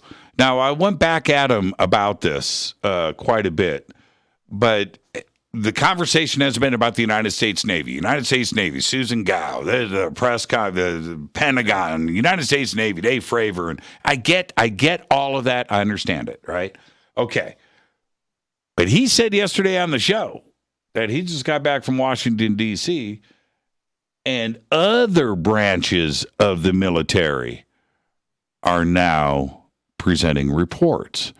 And now I went at him and said, okay, the other branches are, you got the United States Navy, but you got the Air Force, the Army, the Marines, and the Coast Guard. So what are we talking about here? And his response, well, other branches. What did you make of that? I thought that was a pretty big reveal. Well, after reading Mellon's article where the Air Force is null out there. It's nice to see that, they're kicking in if that's the case, but what? No, What is it no, saying? wait a minute. That's a really good point. So if we're looking at the other branches, right, Navy, Air Force, Army, Marines, Coast Guard, but we're taking Navy off the table, taking the Air Force off the table. So that means we've got the Army and the Marines and the Coast Guard left. That's pretty interesting. Right. Well, I go back to two people that I trusted explicitly, and that was Philip Corso and Stone. These guys were Army.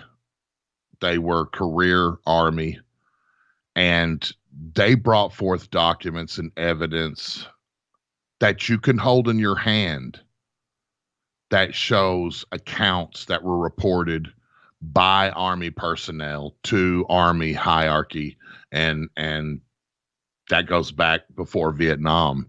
And so I've got to believe that the Army is throat deep in the UFO subject.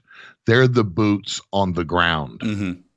And a lot of them have gone up to work at the NRO and other three-letter agencies after their careers in Army and Army R&D. I think that the Army, quite possibly, with probably the lowest budget out of all of the military branches, could be the ones that have their hands on the golden goose. And I think the redheaded stepchild in the Pentagon is the Coast Guard.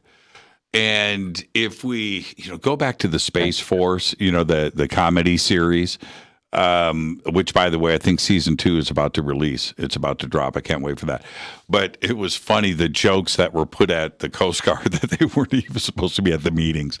But they are on our coast. That's just what they're out there doing.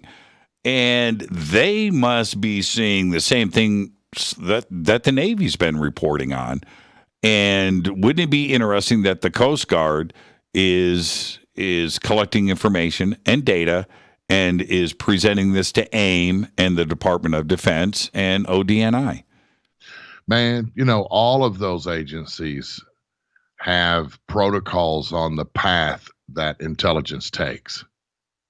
And, I was talking to a friend of mine earlier today, in fact, where I was questioning another Army official, and that was Jesse Marcel. And what would a Air Corps base out in the middle of the desert, middle of nowhere, why would they need, and I'm doing air quotes here, intelligence officer? What was his job before and after this incident in Corona? And base intelligence officers are a common thing all over bases now, but it was a different world back then. And intelligence and counterintelligence and all of that was being developed out of that time. We didn't really have spy craft in the United States much in the way before World War II. I mean, it's just the reality of it. And so I got to think that the Coast Guard, the Army, the Air Force, and the Navy, and the Marines, they all send this information up the ladder somewhere on a one-way train that never comes back. And if there was some way that you could track where all that stuff goes, because it's all going somewhere. Yeah, it's interesting. And if there was some way to track that then you might be able to start knocking on the doors with the right questions, submitting the right verbiage, the right wording to be able to get a little deeper into what they know. But the fact is that I don't have any confidence, Jimmy, that we're ever going to get to that place. When you watch Gordon Cooper, when James Fox asked him, he's like, did you ever check up on this? And he's like, who are you going to ask? Who are you going to talk to?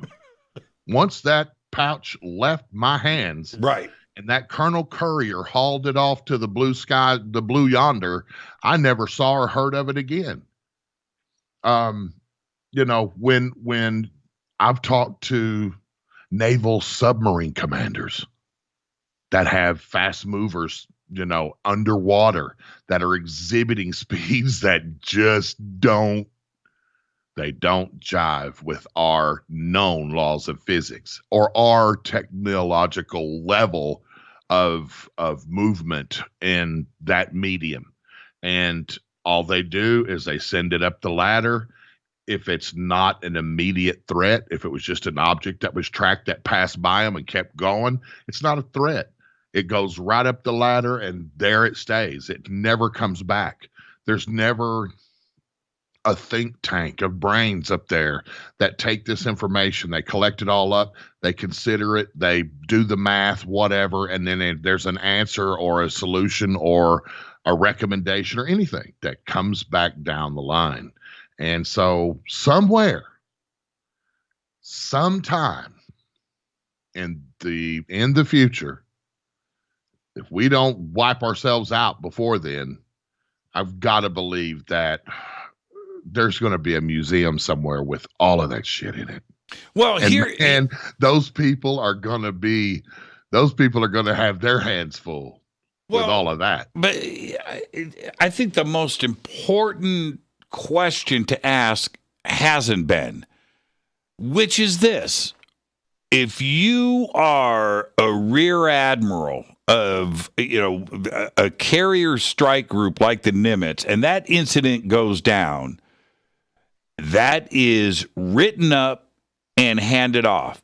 Who did that get handed off to? Right. Nobody is asking that question. Where is it? There is no way, and here is, if I'm the president of the United States and I find out that an incident like that happened and I wasn't told about it, I am going to be a little bit angry. And nobody has raised this issue. Nobody. So this comes out in 2017. What's the follow-up from the White House? What's the follow-up from the Joint Chiefs? Where's the data? What was who? And nobody has brought this up. Right. And you got the story about Eisenhower when he sent liaison to Area 51 to a CIA base to find out what's going on down there. And then they come back and they were stonewalled. He said, listen, I'm going to move the First Army out of Colorado down there. We're going to storm the damn place and we're going to find out what's going on. You go back there and you don't come back without something to tell me. That's right. We don't have any presidents like that anymore, man, that's willing to rattle that tree. Man, you represent the people. And without us, there is no military. There is no Capitol Hill. There is no Congress or Senate. There is none of that. No paychecks. Us, if we all packed up and left the United States and went somewhere else, what are they going to do? Well, and so I think that is the most important and fundamental question that nobody wants to ask. Nobody, not even Marco Rubio. Because it could be done. It could be done, Jimmy. Look, and here's the deal. You gave a great example, brother, a great example. Because how many people have come on our radio programs and said, nobody debriefed us. We never signed an NDA in that Nimitz event. Kevin Day, all of them. You know what I mean? That we didn't. Nobody. It just went away. And we didn't have to sign anything. So if there's no non-disclosures going on, If Fravor didn't have to sign an NDA, he was the guy who first got up on them.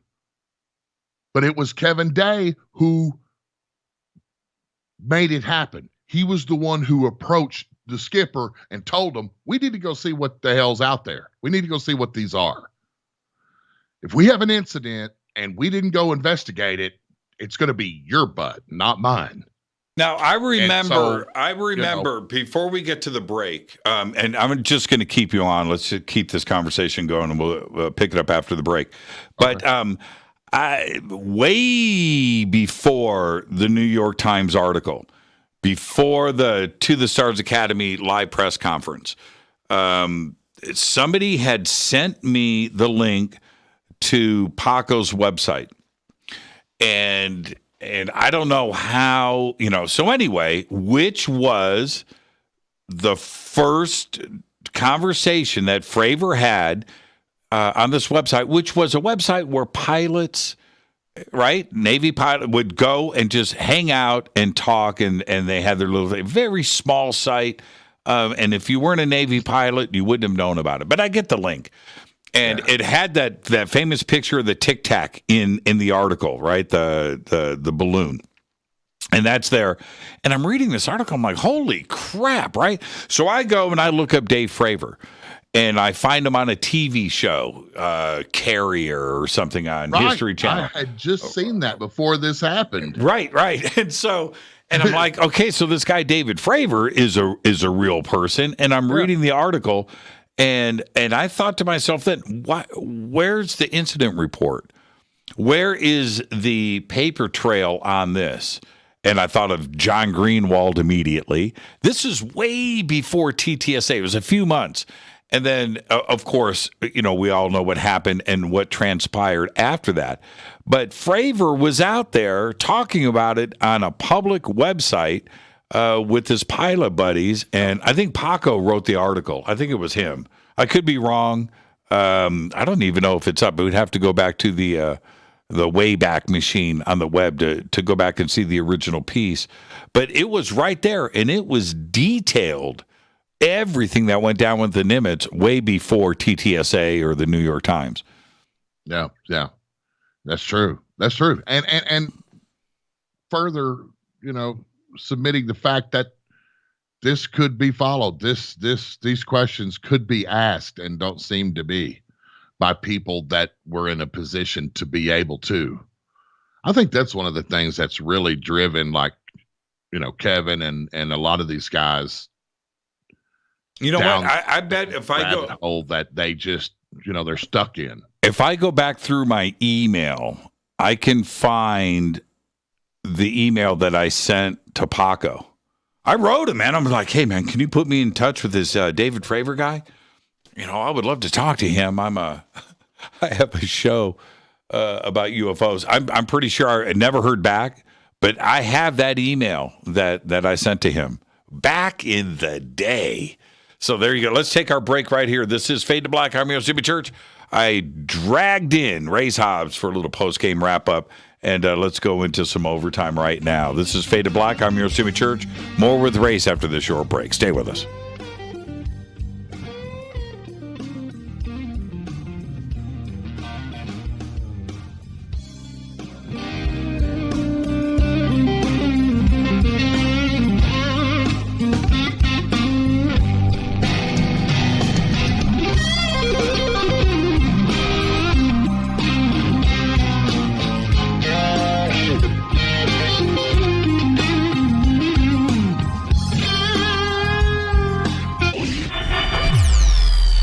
Listening to Jimmy Church and Fade to Black on the X. Hey, what up, y'all? It's your girl Vivica Fox here, and you are listening to my boy Jimmy Church on JimmyChurchRadio.com. Despite popular opinion, reading a book will not make you smarter. But listening to Jimmy Church will. This is Jimmy Church. Jason Martell's book, Knowledge Apocalypse 10-Year Anniversary Edition, is now available. Most ancient cultures speak of a time when their gods visited them. They never say their gods came from across the ocean or from the mountains. They always came down from the skies. Was ancient man visited by gods or extraterrestrials? We have not been told the full truth about our human past. There was a time when all the ancient cultures lived amongst beings they considered their gods. The search for truth leads us down the path of learning where the ETs might come from and why they are here. To understand some of these advanced topics and learn the truth about human origins, buy the new book from Jason Martell, Knowledge Apocalypse. Now in its 10-year anniversary edition, available on Amazon.com by clicking on the banners over on our site, or simply visit JasonMartell.com. That's JasonMartell.com. This is Jimmy Church of Fade to Black, and I take Life Change Tea supplements every single day. It's what I do. Click on their banner at jimmychurchradio.com. Are you ready to read about true paranormal events? Unex Media publishes nonfiction books about UFOs, ghosts and haunted places, time anomalies, cryptid creatures, and more. Just like KUNXDB Radio, it's all about unexplained phenomena. Visit www.unxmedia.com to see our list of great book titles by Debbie Ziegelmeyer, Gene Walker, Devin Listrom, Wayne Lawrence, Bill Spicer, and yours truly, Margie Kay. That's unxmedia.com.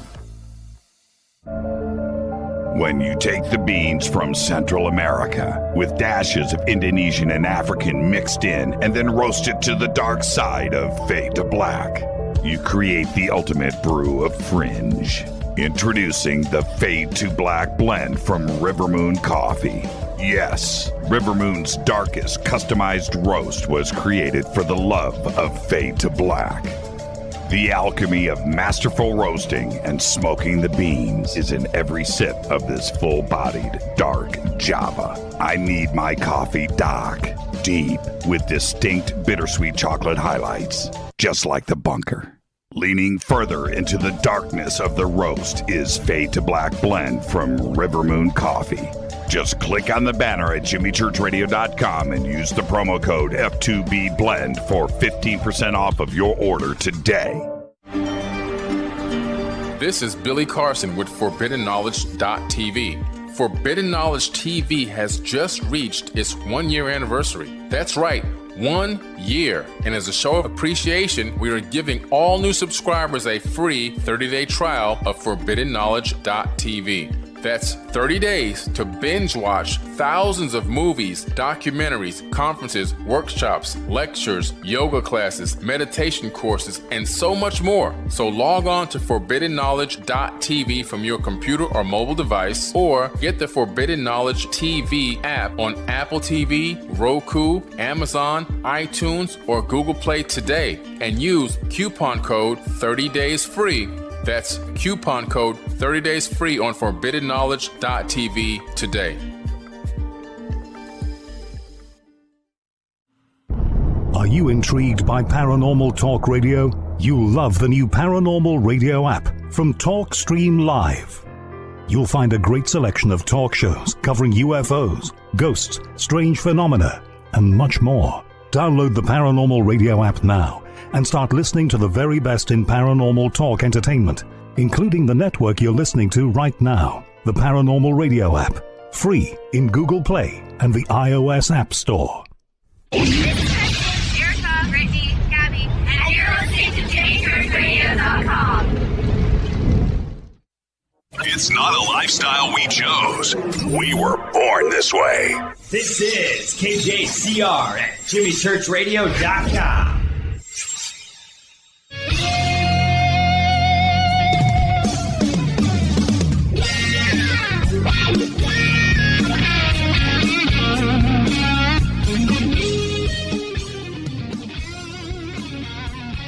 Welcome back. Fade to Black. I'm your Jimmy Church. I want to thank James Fox for coming in tonight. And look, he really wanted to not only do the show, but do a full show and stuff. And he was like, Church, man, I've got a team here, and we are in the middle of this. And we'll get him back for a full show. But I'm telling you right now, he has been absolutely working tonight. For him to give us an hour tonight was just a great thing. And so I do want to thank James Fox for coming in. And, of course, we have Race Hobbs here doing a post-game wrap-up. Race, I want to ask you, and I haven't even asked you this off of the air. We talk every day. I'm going to ask you the same question that I ask everybody, every guest on the show. I want their opinions, and I always get a different answer, which I love. Do you think 2022, okay, if we back up, and you and I have been working together now for 7 years, and which it's 7 years too long too. You're making me age quickly. Is this, if we go back to the way that I handled the days of disclosure back in December of 2017, and man, I'm breaking in, doing a live show on Saturday, and holy crap, and that momentum. Do you anticipate some crazy 2022 where we're going to be having breaking news and craziness? Do you think 2022 is the year? It's very possible. And I say that because it's a political midterm. And, there's a lot of reasons, without going into politics, that I think media, which is the strong arm of the politics in the United States now, always has been, but now it's crazy. I think they will have lots of reasons to bring up things to deflect during this political period. So it's very possible that any stories or any feeds that come forward could be big public spectacles again. I do know, I kind of have my ear to the track like you, and we know that there are things that are working behind the scenes always. I mean, it's not nothing new. I have to admit that, but I think our ability to kind of have a real tether to it and know that these things are taking place is it's refreshing for me, for somebody just like all of the faders out there listening. I was just like them, someone with an interest in this, and I tuned in to people like you, Jimmy, and followed people like you back then, and I nurtured my interest for over 30 years, and I found myself right here, knowing many of these people that are out in the public regarding this subject, and many people that aren't and never will be, on a first name basis. And I really honestly don't know how I got here. I really don't, because I am nothing special. I'm just a country boy from the valley, River Valley here in Arkansas, and I just had a real passion for this, and I stayed with it, and I worked my butt off to make sure that all of those times, Jimmy, that I fell and that I made a fool out of myself, believing something that was really foolish, and man, there's way more of that than there were successes on, real issues and real cases and real happenings and events. But, I think just like most successful people, you learn how to fail really good. And then you'll find yourself in a position sometime down that track where you can really contribute and make a difference for the better. And that's what you and I have always, how many offers you've had, Jimmy, to do terrestrial and mainstream big projects. Mm-hmm. And we've walked away from them. We've stayed away from them. We didn't take them. Right. Because here we have our say, and nobody can change that. Well, and one of the things that I enjoy, the chatter out there, and also from some of the mainstream media outlets that have contacted me and wanted my opinions on things, one of the prevailing statements that keeps coming back to me is, if disclosure happens, what are you going to talk about? Because it's going to be over, and I don't look at it that way. Do you? I would think that it's going to explode. I've always said that when they're ready to reveal themselves, and that'll be the way it happens, most likely, we go from investigators and researchers to counselors. Yeah. I mean, that's the only. I'm looking for the future. You know what I mean? Because after all this happens, if it happens in my lifetime, I've got to make sure we've got a career path to follow this. Yeah. There's going to be a lot of people out there that have absolutely no desire to go down this road. They've got bills to pay. They've got jobs that they've got to keep. They've got food to put on the table, kids to raise. They don't have time. And I get it. But doesn't it all explode? When they need to know something, Jimmy, if this comes down like that, they're going to need people that really know the history and the reality of all of this. And they need to find people. They're going to need to have people that can deliver that information to them calmly and respectively and considerately. There's that part. But here's another piece of the picture, that when I say explode, the funding for NASA, if this goes in that direction, NASA is going to get all the money that they're going to have money that they can't spend. Right? That the SpaceX, Elon Musk, and can you imagine the industry, the things that are going to happen as the result of disclosure? Everything explodes at that point. Oh my gosh. That's true. That's very, very true.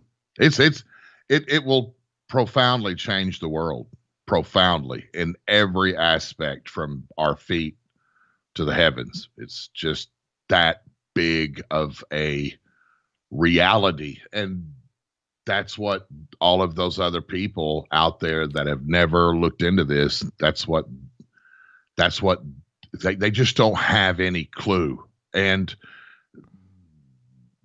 hopefully there won't be a breakdown of basic social services. I don't see it. I really hope, as crazy as things have gotten for far less, I don't imagine that, we're going to have a collapse of society. I want the audience to put this right in the front of your forehead and listen to what I'm about to say. Can you imagine, disclosure happens, can you imagine how many Arecibo telescopes get built? Right? Think about it. Just every country on this planet is going to be building something. And the interest into this, and not only communication with ET and reaching out there and trying to figure out what's going on, but that's physics and astronomy and Avi Loeb and all of the interest into that and how that's going to happen. Of course, the movie industry and television is going to explode to the extreme, and then you have the design and the engineering into spacecraft. And now let's go and meet our space brothers and sisters. Let's get I'm telling you, it will explode. There will be Arecibos in every state in the United States. Everybody's going to want to get it. Every university, and we talk about Paul Allen and the radio array and things that have been built in SETI. Think about the renewed interest in this, where they have screamed for funding. And going back to NASA, NASA never had enough money to do what they wanted to do, right? And Elon Musk is wasting money trying to get to Mars. Disclosure happens, that's a whole nother way to look at things. I'm waiting on aliens to drive that Tesla back and bring it back.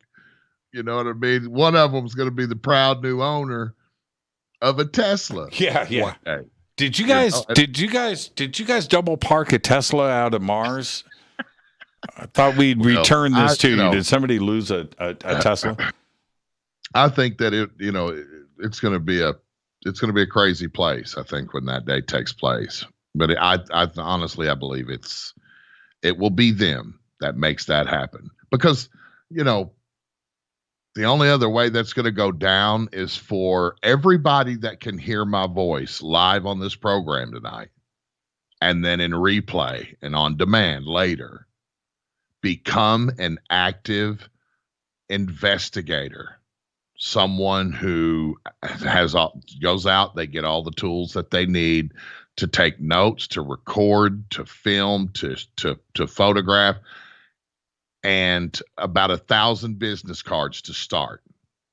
And you need to go out into the world and you need to start handing those out and letting people know.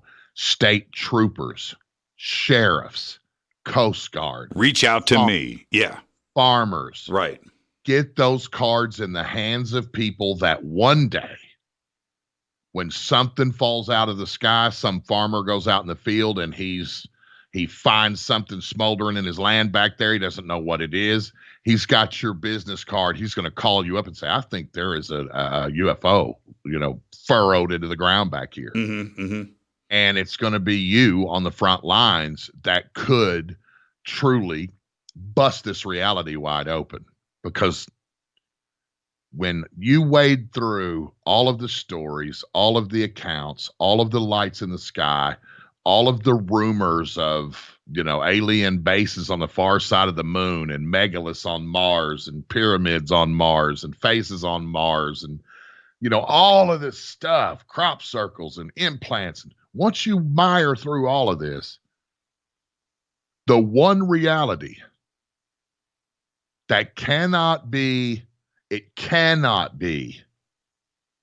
challenged is that physical objects are coming and going from our oceans and outer space.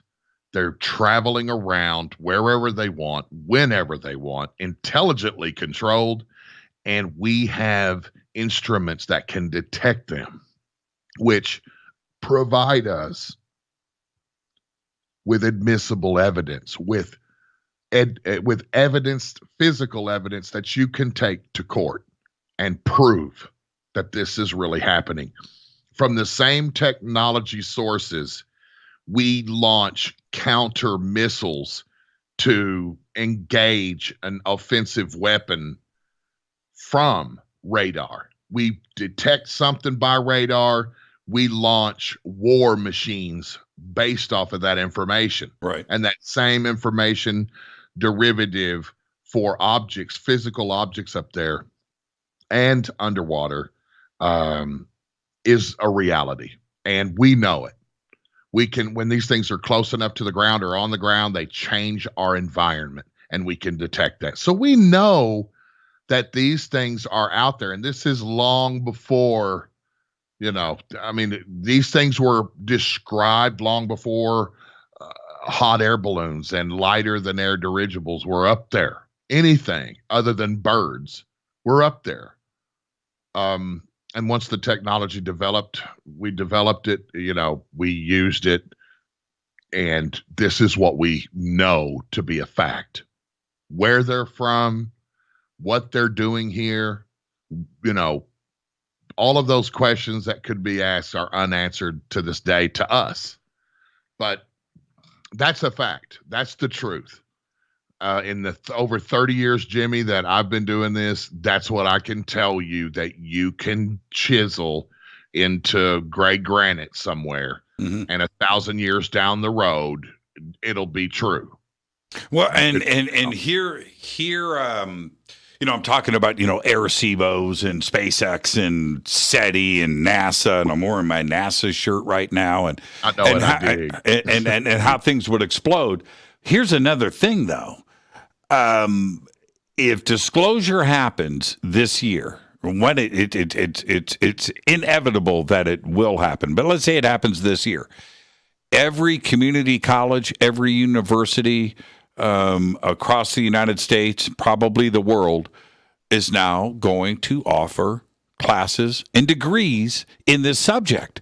You're going to have in a lot of subjects. Yeah, you're going to have students. So what's your major? Oh, I'm majoring in ET communications. Right? This is the next step.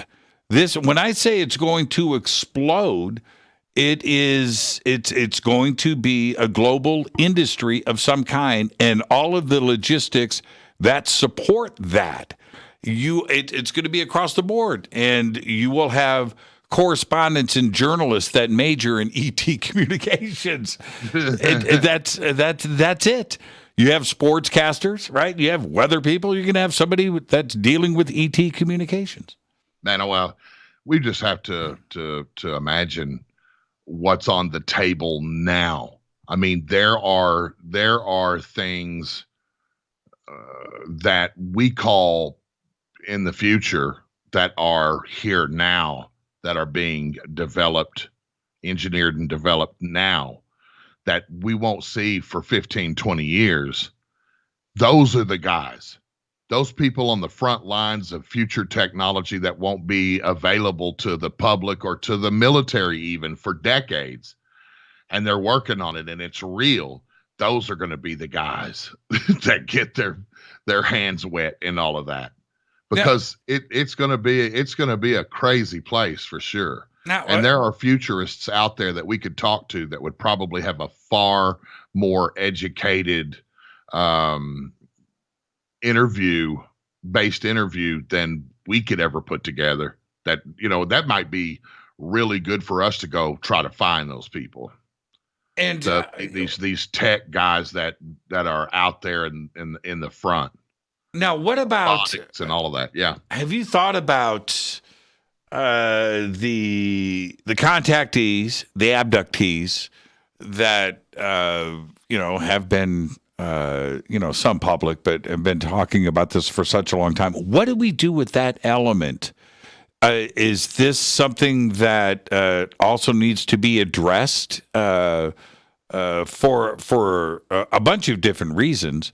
But is there a vindication here? I mean, what do we do with that? God, I've never even given that one iota of thought. We've got to go back to, Jimmy, that's why you are who you are. Your brain clicks like those guitars behind you vibrate. Okay. All right. You know what I'm saying? Like, I can't even wrap my head around it. What do we have impending prosecutions going on? Like, but that's my point. That shit you're driving right there is the same one that took my sister. You know what I mean? Yeah, that's what I'm talking about. Right. And not only, the obvious things that are out front, like, a Travis Walton, but now we have to go back and revisit Rendlesham. We have to revisit Calvin Parker. We have to go back and speak to these individuals directly to find out what's going on. And I'm being super serious when I say, if we make contact and somebody, some ET civilization says, it was us at Pascagoula, we need to talk to Calvin Parker. What do we do with that? What do we do with that situation if they want to, bring up Travis Walton or I would think that it's just going to have to be a personal deal. You know what I mean? Those that were involved in those would have to go to those and make some sort of, comforting secession. They were going to have to, reach out in that way. But that's just on if they're benevolent, like if they're peaceful. Well, why wouldn't they be? Why wouldn't they be peaceful? I mean, it's the obvious thing, Race. If they weren't peaceful, we would know about it. I wouldn't be talking. I wouldn't be talking to you right now. That's not true. I have never been to Australia, but it's just right around the corner, as a crow flies here on Earth. So who's to say that there's some not so friendly entities out there that show up on our block for the first time ever? Oh, that's a different story. Oh, that I'm talking about through our own history. If there was going to be, if there was going to be a takeover of planet Earth, it would be very easy for ET to do. It's a no-brainer. Well, for my wife, for L.A. Marzulli, and quite a few others that have, a religious connotation to all this aspect to it, and eye for it. The Bible talks about the Nephilim, and they've been banished to this planet, and they're not allowed by God to interact with us or to mess with us in any way. Demons and the devil, let's say, they're not to interfere with us at all. So, what's to say that maybe there's some connection there. Maybe those ancient writings and those stories that have been handed down verbally and through written texts don't have some sort of element of reality to it. I mean, these things are obviously around us. They're obviously not out front and in the wide open. So what do? We try to wrap a human experience around it to come up with some sort of a solution or an answer. And I don't think that that's a possibility. Right. I don't think that you can wrap a human example around a sort of a hypothesis, a human theory around something that is absolutely not human. And so we only throw things to the wall and to see what we think would stick. It's not what sticks, because we don't know. From our point of view, from our perspective. Yeah, that makes a lot of sense, Race. Hey, man, thanks for hanging out tonight and doing this little post-game wrap-up, man. We got to do this more often. I really enjoy it. I love it. I enjoy it. It's always an honor to be on your program, Jimmy. Thank you so much, Race. Race Hobbs. That's the head cook. That's the chief bottle washer right there of UNX right there. And thank you so much, Race. Behave and be well. I'll speak to you first thing. That will wrap another episode of Fade to Black. I do want to thank James Fox for coming in tonight. What a great conversation. And the new film from James is called Moment of Contact. That was a great conversation tonight. Thank you, Race Hobbs. Fade to Black is produced by Hilton J. Palm, Renee, Dennis, and Kevin. Announcers are Steve Harder, Gene Vitoa, Mark D. Kovar.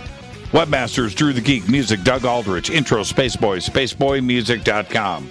Fade to Black is produced by KJCR for the Game Changer Network, and this broadcast owned and copyrighted 2022 by Fade to Black and the Game Changer Network, Inc. It cannot be rebroadcast, downloaded, copied, or used anywhere in the known universe without written permission from Fade to Black or the Game Changer Network. I'm your host, Jimmy Church. Tomorrow night is Fader Night. Open lines all night long. Until then, I want everybody to be safe. It's time to fade to black.